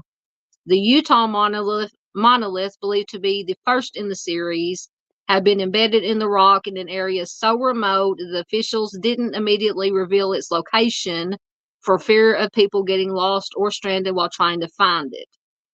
But internet sleuths, surprise, surprise, quickly found the coordinates, and hordes of curious tourists eager to see and touch the otherworldly object arrived, flattening plants with their cars and leaving behind human waste in the bathroom-free backcountry. That is inexcusable, in my opinion. Authorities said the same concerns led them to tear down the latest monolith on Thursday. It was illegally installed on federal land established to protect bighorn sheep and is home to rare plants and desert tortoises. The Desert National Wildlife Refuge, which is managed by the U.S. Fish and Wildlife Service, is the largest wildlife refuge outside of Alaska and can cover the state of Rhode Island twice. Krista Wise, acting manager of the Wildlife Refuge, confirmed Friday that the monolith had been removed, but said she couldn't comment on whether federal authorities have opened a criminal investigation. The police department said the object was being kept at a secret location while authorities tried to figure out the best way to dispose or store the massive structure made out of a reflective sheet of metal that was molded into a prism and secured with rebar and concrete. So you know that bad boy was heavy. Photos accompanying the department's social media posts showed the object on its side after its removal, which left a large indent in the ground because the rebar had been buried deep into the dirt and rocks. The department said it, quote, discourages anyone from venturing off to marked trails or leaving objects and items behind. This poses a danger to you and the environment, Las Vegas police said. In Utah, the removal of the monolith there also left behind a hole in the red rock. The Bureau of Land Management said Friday that it is still actively investigating the Utah case. So, what do you guys think of these monoliths?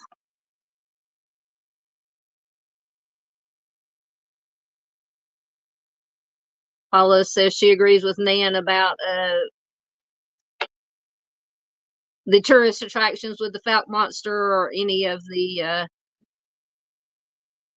urban legends, urban myths, Bigfoots, things of that nature. Yeah, like I said, the only one of these monoliths or whatever they call them, because in my opinion, it would be easy for somebody to put it out in the middle of nowhere and nobody, not be seen because there's not a lot of people out there, little to no cameras. The only one that I don't know how they got it in there without being seen by people or camera is the one that they put on Fremont Street. Because Fremont Street is right on the strip in Vegas.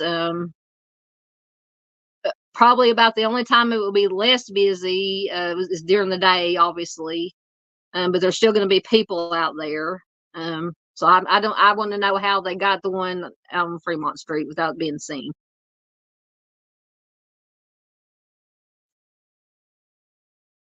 Yes, I agree. Nan says the main problem I have is folks running the land and hurting the animals. Yes, I agree. Absolutely. Yes, ma'am. And I really wish they could catch whoever did it and prosecute them, charge them with whatever they can be charged with for doing that. Absolutely. All right.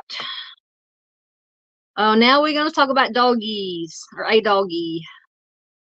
This comes from the UK, and I want let me screen share it because it has more pictures of the puppy. But a 6-legged dog was abandoned outside a B&M. I don't know what that is, but he settled into a new home and a life in Pembrokeshire. Nan says that she went ziplining with her daughter in Vegas a couple of years ago. It was a blast. Yes, was it on Fremont Street? Because my youngest nephew, I think one of the times we went down there, he went ziplining on Fremont Street. He and what we call our adopted, he's not blood, but he's family, nephew. I believe they both went ziplining. I couldn't do it. I'm too afraid of heights.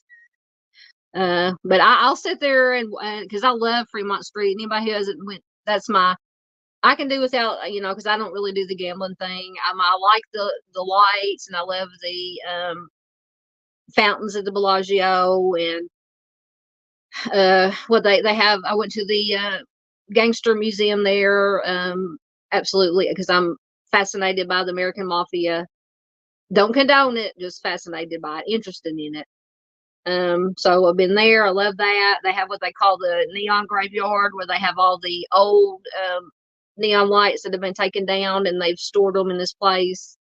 But Fremont Street is probably my favorite place to go because they have of course they have casinos. It's the older part of Las Vegas, the older casinos, and they have a canopy over it, and the canopy has like a video, and they show, I think, every hour or every 30 minutes they play a different song with videos. It's fascinating. And then they have the zip line.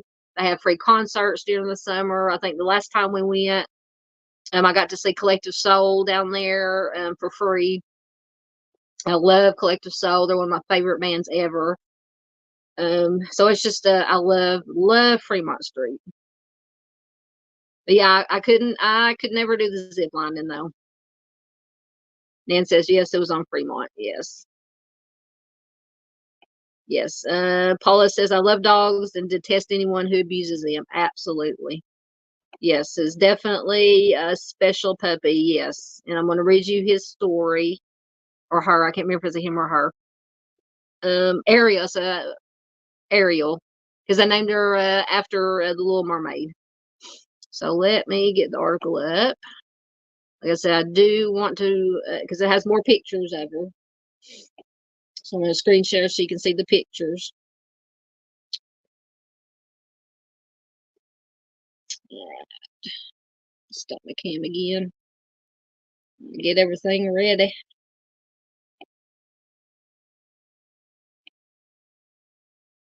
If it's going to work. There we go.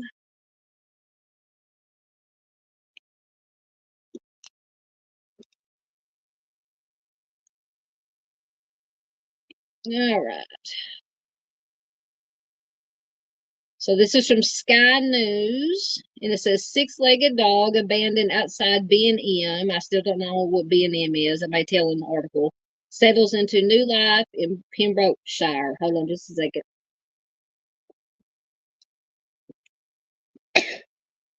Excuse me. I tried to mute it, but I almost ended the live stream. I almost went to a dumpster fire. I'm sorry about that, guys. I couldn't. Anyway. So Ariel has settled into her new home well and enjoys swimming, paddleboarding, and surfing. Her owner tells Sky News. And there is a picture of Ariel. I think that's after her operation. So a six-legged dog who was abandoned outside a shop is settling into her new home. Ariel, named after Disney's Little Mermaid, was left outside a B&M store in Pembrokeshire last September. She was only 11 weeks old at the time, and she was taken in by local center Green Acres Rescue in Haverfordwest. As well as 6 legs, the Cocker Spaniel was also born with 2 vulvas and only 1 kidney.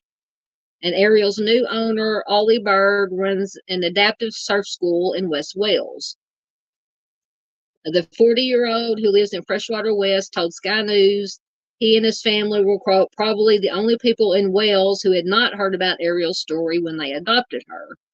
And there's another picture of Ariel. Let me get up there where you guys can see it. Before the operation. So, yes, she had 6 legs. Look like 2, trying to count. 2 on the back, or 1 with 2 paws on the back, and then the 2 back and the 2 front. And that was before her surgery. So Ariel's arrival came at a time when the family were mourning the loss of their dog. They said, we had a 16-year-old dog we found 13 years ago wandering down Freshwater West Beach, our local beach, and unfortunately, he just suddenly passed away overnight, Mr. Bird said. For a whole 48 hours, we thought we're not going to get another dog because it's so upsetting. And then we realized that our home felt empty without one, and we applied to Green Acres for a dog. Green Acres then got back in touch with the family, and they were introduced to Ariel. We obviously found out about her whole story. We were absolutely overjoyed to welcome her into our family, he added. And there's another, look at that little face. Oh my goodness, look at that baby. So precious. Oh my goodness. And this is, I'm assuming after her surgery. Look at that baby. Mr. Bird said Ariel had settled in well to her new home.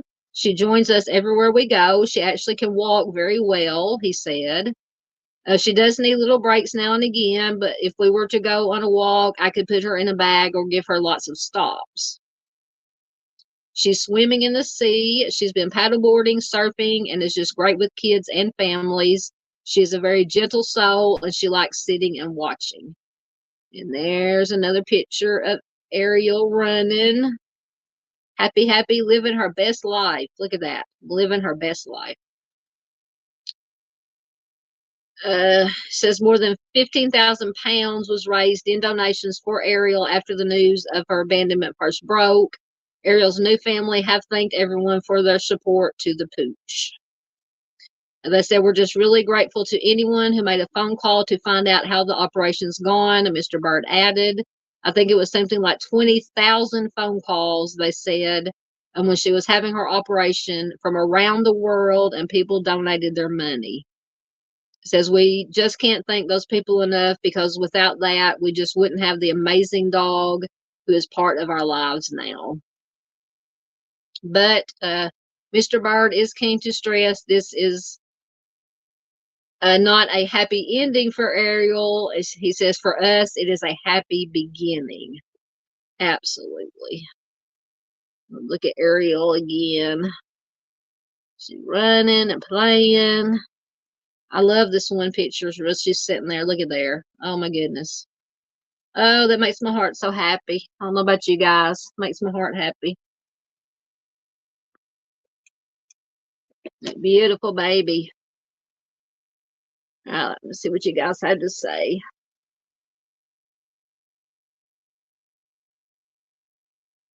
Oh, Nan says, my husband asked me to marry him again by the butterfly exhibit at the Bellagio. He flew my daughters out and family, others as a surprise. Oh, that is so sweet. I love the Bellagio. I could just stand in front of the Bellagio and watch the fountains, just like 24/7, 24/7. You put a little Ariel back up there. We'll keep Ariel up there for a minute. Okay, Nan says, I don't know if this is the same, but I found online B&M Retail Limited, trading as B&M, as a British multinational variety store chain founded in 1978. That's probably right, because I said, excuse me, that she was abandoned in front, did it say in front of or beside the B&M? Yeah. Thankfully, it said she found her people, and she's living her best life. Her family's living their best lives with her. So sweet. Yes, more pink ribbons. Thank you, Satara. Oh, Nan says, every day I search for joy, and this story is my joy for today. Oh, I knew you guys would like this story. When I saw it, when I found it, it just came up in my Google news feed. And I just said, oh, I've got to share this tonight, because I love some fur babies. Doesn't matter if they're dogs, cats, any kind of critters. I love them. Love happy stories like this. Oh, Dave is still here. We're glad you're still here, Dave. Are you still out driving? I hope you're stopped somewhere right now, being as you're typing. You taking care of the owls? Are the owls okay tonight?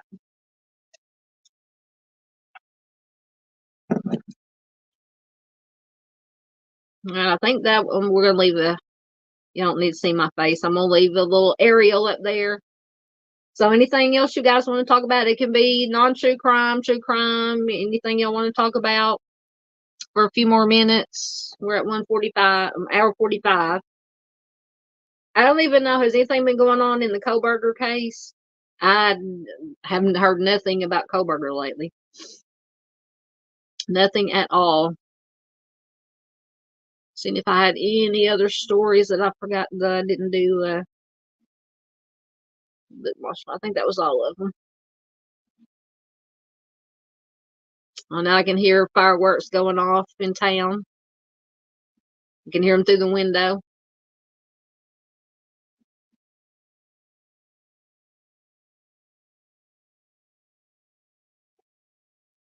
Excellent. Dave said, yes, the owls have been fed. Thank you, Dave. Love owls. The owls are so beautiful. Just their little faces. Oh, they're so pretty. So pretty. All right.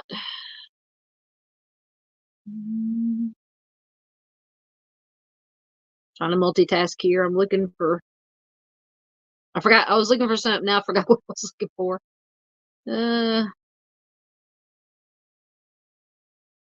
Yes, it is. Nan says, good to see Al on the prowl. Yes, it's always good to see and hear from Dave. And once again, Dave, I apologize for missing your True Crime Weekly live stream. I was snoring. But I will watch replay. I'll definitely be on replay crew. Most definitely.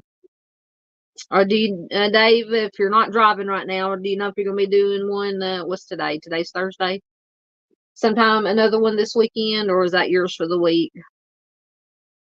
If you do another one, I will be sure to stay awake. Stay awake. Yes. Paula says she loves owls too. Absolutely. Shell says they have 5 dogs and 2 cats, and they love them all. Oh, it's fine, Dave. Concentrate on diving. Diving too. Don't be diving. Concentrate on driving. We don't want you to have a wreck out there. Yeah, Michelle says they have 5 cats and 2 dogs and love them all. We have two inside cats now. We did have one inside cat, and now we got Little Biscuit. I think I've shared pictures of Little Biscuit on my community tab. He is hell on wheels. He's a special kitty. He had a little accident. So now he had to become an inside kitty, and because he needs a little help taking care of himself. But he does pretty good. So now we have 2 inside cats. And our older cat, Tigger, I know I've talked about Tigger before. He puts up with Biscuit, but Biscuit's a little instigator. And Biscuit's about, this big, and Tigger's yay big.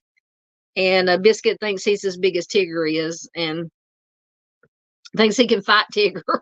And Tigger is always body slamming him and slapping him in the head. And Biscuit just gets up and goes right back at him. So, oh, thank you, Dave. You're awesome. You are awesome, Dave. You are awesome. Paula says the Boston Pops fireworks display is on now. Is it on TV? I got my TV on, but I got it muted, and I don't know if they're showing it here. I had it on. I had it on Travel Channel. I usually have it on ID Channel, but I think everything they were showing on ID today, because I was bored today because I couldn't get on my phone on the internet to do anything. So I watched. I was going to watch ID Channel and play solitaire on my tablet. But everything they were showing on ID today, I'd already seen 2 or 3 times, so I put it on Travel Channel.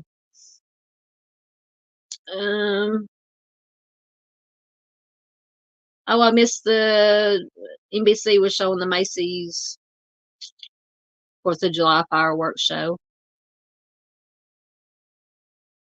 Now they're not even showing they're showing a bunch of people. Oh, there they go. Okay, they're showing some. They're showing a bunch of people singing and some of the fireworks. But anyway.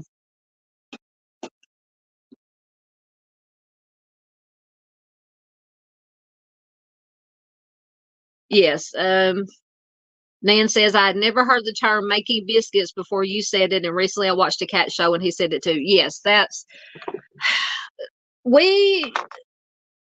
and I hadn't until recently, I had never heard the term making biscuits either. We always called it happy feet. Is when and I think it goes back to when they're kittens, when they're nursing, how they do on their mama's tummy when they're nursing, but we always call it happy feet. But then somebody, I think my mom works in a nursing home, and when we brought little Biscuit in, he was always with the happy feet. I guess, I don't know, his little mind was messed up or something, but he was, I mean, constantly, if he was awake, he was happy feeting or whatever. And a lady at work said he, was called, some people call it making biscuits. And so that's how he got his name, because we kept, he was inside forever, and we were trying to figure out a name for him, and he named himself. Mom said his name is Biscuit because he's always making biscuits. But yeah, I had just hadn't heard that until recently either, Nan. So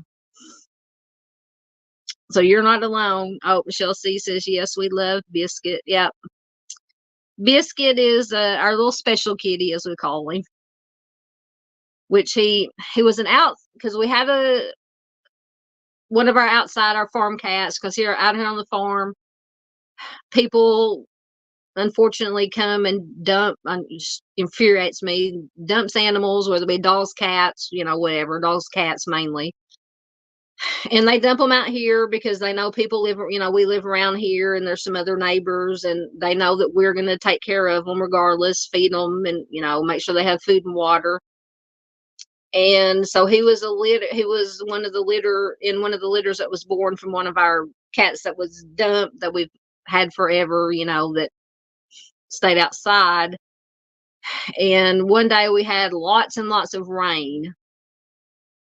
And we think, and somehow in our driveway, there's a dip in it. So of course, when it rains a lot, it fills up with water. Well, somehow we think he wandered out and got in that water and basically drowned. And so we found him and brought him inside and did the best we could with him. We didn't figure he would live. And basically for 3 days, he just laid in the little bed we got him.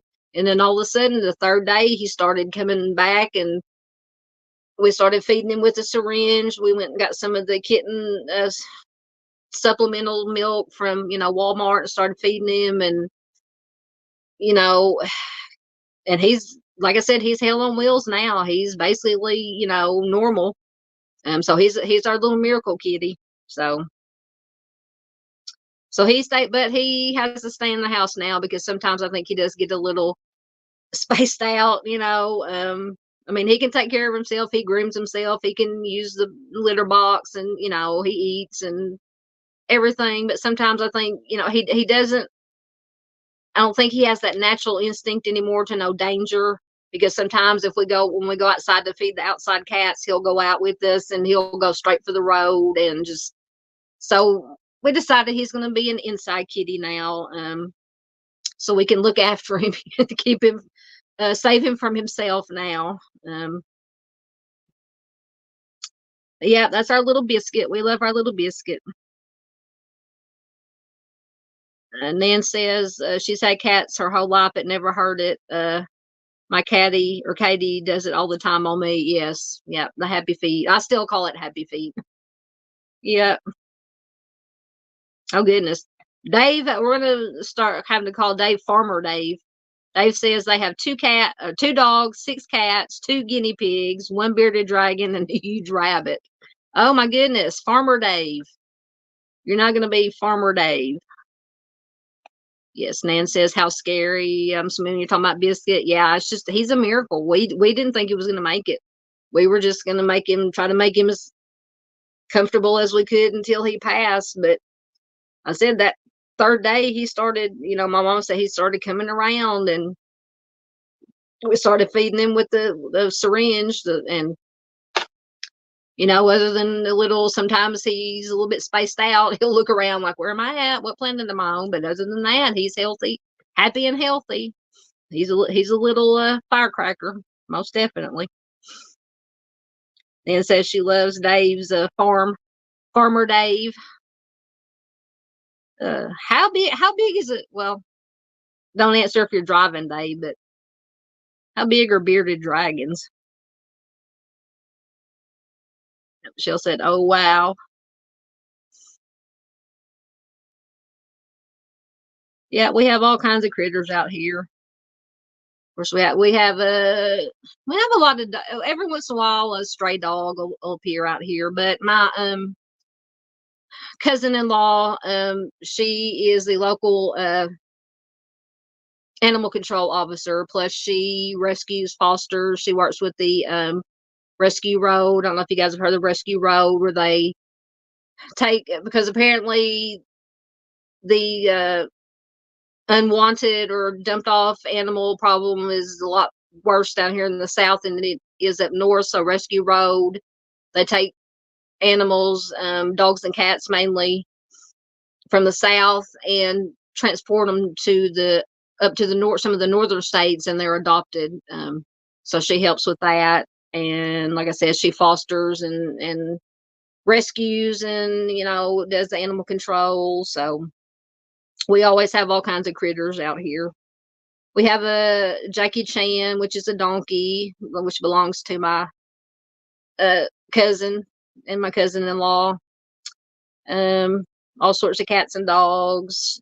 She did have a albino boa, or an albino python. Beautiful, beautiful snake. I held it one time. And she had some kind of lizard named Izzy. I don't know exactly what kind of lizard it was, but a few years ago when the tornado came through, and they lived in a trailer, it got their trailer, and unfortunately Izzy didn't make it. Yeah, they have she loves all kinds of critters like I do. So, oh, Dave says the bearded dragon is big. I don't know. I like lizards, and we saw a lot. I don't know what they are. When we were the only cruise I've ever been on, we went down to Mexico and Belize and around there, and there were lizards.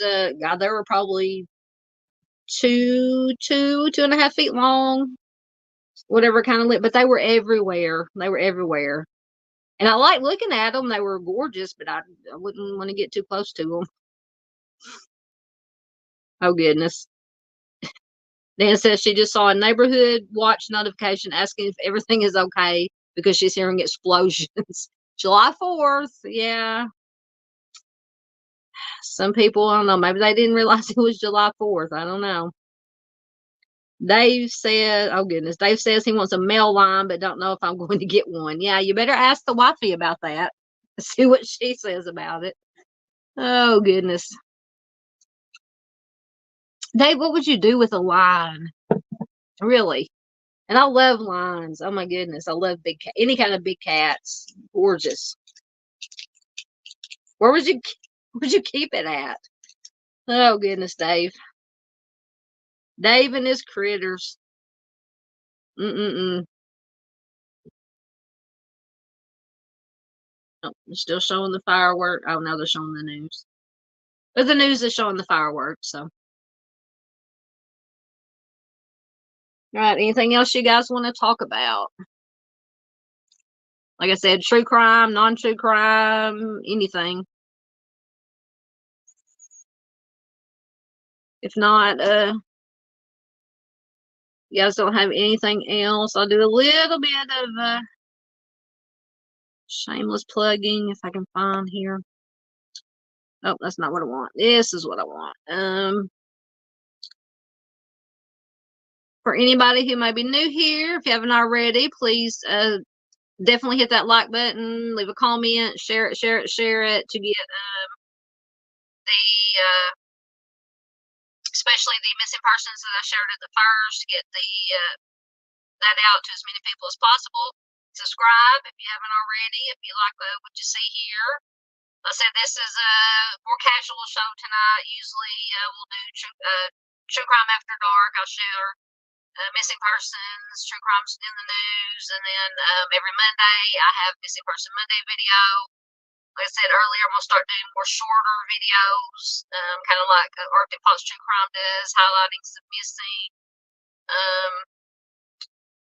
Feature some cold cases. I feature unsolved cases. I usually have a spotlight case of the week that I do.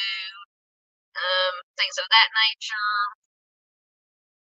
If you have if you have any questions, comments, or you have a missing person or a case that you think needs more awareness, you can contact me. Email me, southerngaltruecrime@hotmail.com. I also have a Facebook group and a Facebook page. You can message me on Facebook. Everything on Facebook is Southern Gaucho Crime. Same avatars and logos, so it'll be easy to find.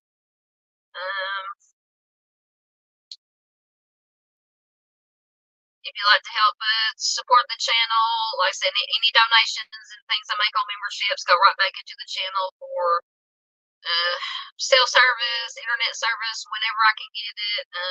Some of the apps that I use, I have the basic plan for StreamYard, cheapest plan that I have for StreamYard, just so I have enough hours to do live streams and videos.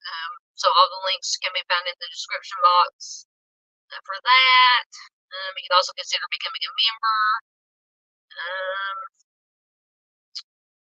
I think that is all my shameless plugging. Get back to your comments.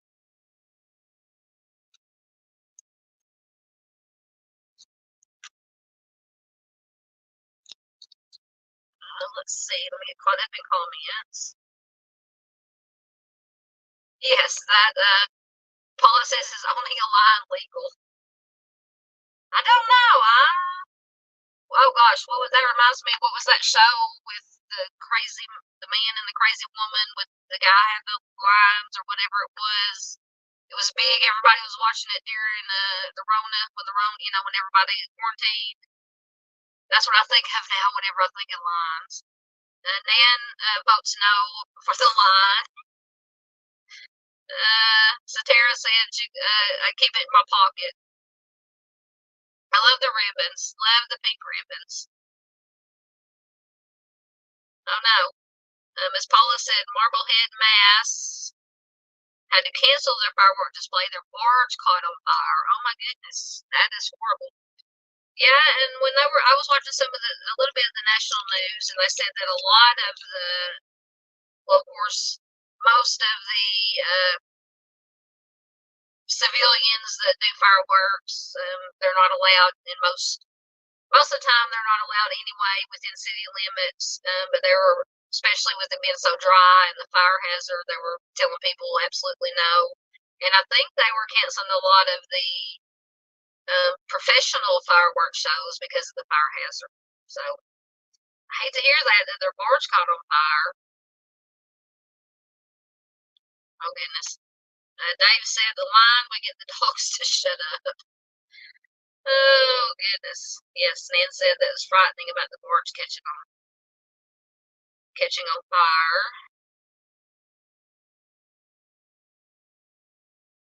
Nan says, "What's his face in Vegas has them right." Who was it? Who were they? Siegfried and Roy. They used to do a show in Vegas, but one of them, I can't remember if it was Siegfried or Roy. One of the lines attacked one of them, and I don't think they do their show anymore. But it was on Netflix. Oh goodness, I can't think of his name. It was on Netflix, I think. I never watched it, but my brother and sister-in-law, along with I guess half the world, watched it during the quarantine. It was a guy that had the lines, and then there was a woman that somebody ended up unalived, her husband or something. I don't remember. Somebody will have to remind me if you know what I'm talking about. And they did a whole Netflix series about it. Thank you, Michelle. Absolutely. Yes, thank you all for joining us.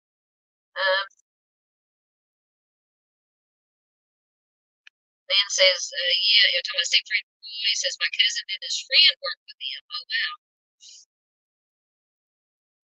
So Tara said, I would put styrofoam cups over my ears when I was a kid. Talking about the fireworks. Yeah.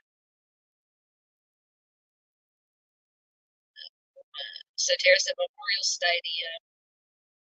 Okay, so Roy passed away. Was it from the attack or just from?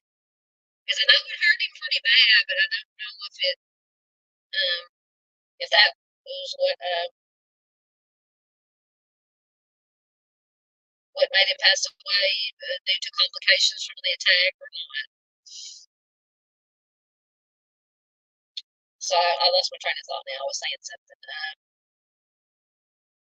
Yes, they had tigers. Yes, they had tigers, not lions. Yes, they had tigers, and one of the tigers attacked one of them, either Siegfried or Roy.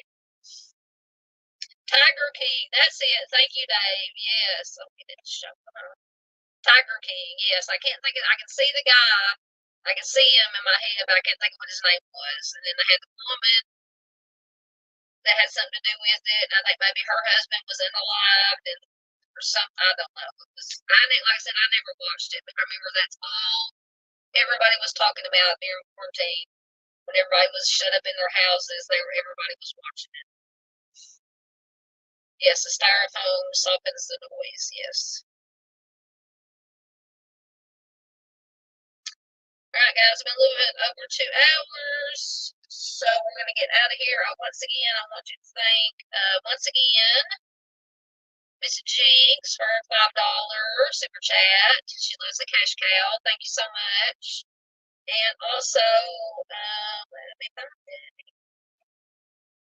For anybody who wasn't here at the beginning, thank you once again to Honeybee on June 30th. Bought me, did 3 buy me a coffees.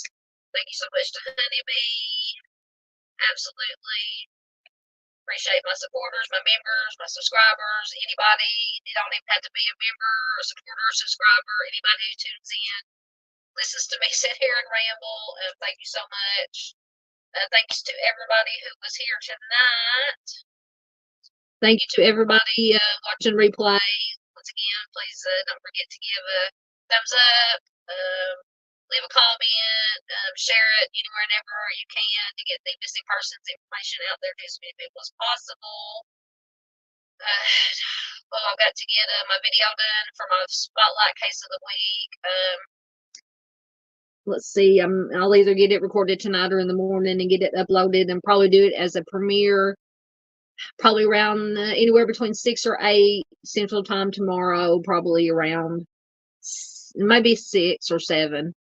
But I'll get that done and get it uploaded and do a premiere, so that means chat will be up during the premiere. So look for that, and I'll have more stuff, shorter videos during the week. So just keep your eye out, so you get notifications. Check you guys' comments again before we get out of here.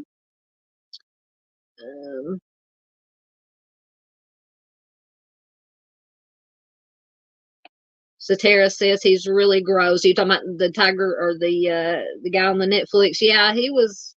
If that's who you're talking about, yeah, I definitely agree. And Nan says, assuming you're talking about Siegfried and Roy, she says, I remember going to their show years ago and I hated it. The tigers were sitting high in the audience and they weren't tied down. Yeah, that would scare the bejesus. I mean, I love big cats, and I don't agree with them. Of course, back in the day, all the animals were in these small little cages, which is, even as a kid, that I was like, that's not right. Now with most zoos or whatever they call them now, they do have more open space. Because they're wild animals and they will attack. It's natural instinct, but they're still gorgeous. They're still gorgeous. Yeah, I would not want to get close to them. Yes, that's it. Paula says the Tiger King couple were a little batty, yeah, to say the least. And one of them was accused of homicide. Yeah, I'm thinking it was the lady that maybe was accused, or they thought that she may have unalived her husband or something of that nature. I don't know. Like I said, I've never watched it. I just heard what other people were said about it.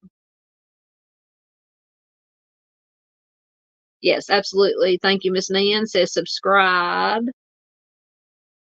Yes, the tigers would be scary. Absolutely. Yep. See, that's the way I'm, Nan. I never watched Tiger King. I didn't. Yeah, I just heard everybody talking about it. Paula says, what time for the spotlight case? I'm gonna say I'll try to schedule it for 7 Central Time. So it'll be 8 Eastern. Anything Western, you had to figure it out yourself because I can't keep up with Western time. So probably 7 Central Time.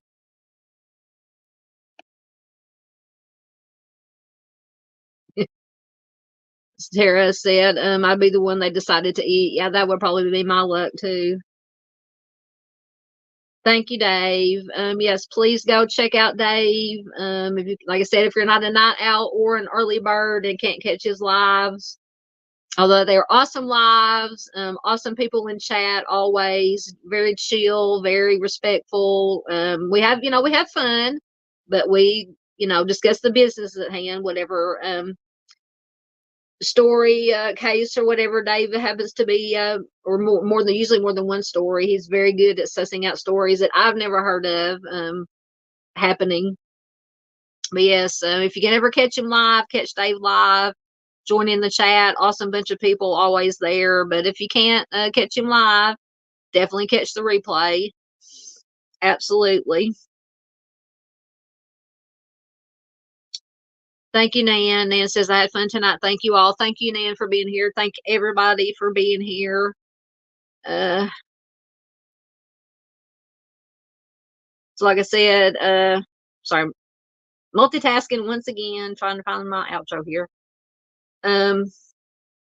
Thanks for everybody in chat. Thanks for watching. If you're watching a replay, once again, Spotlight Case of the Week premiere around 7 o'clock Central Time tomorrow. Until then, take care of yourselves. Be careful out there. Take care of each other. That's the most important thing we can do. I love you guys, and I'll see you next time. Bye.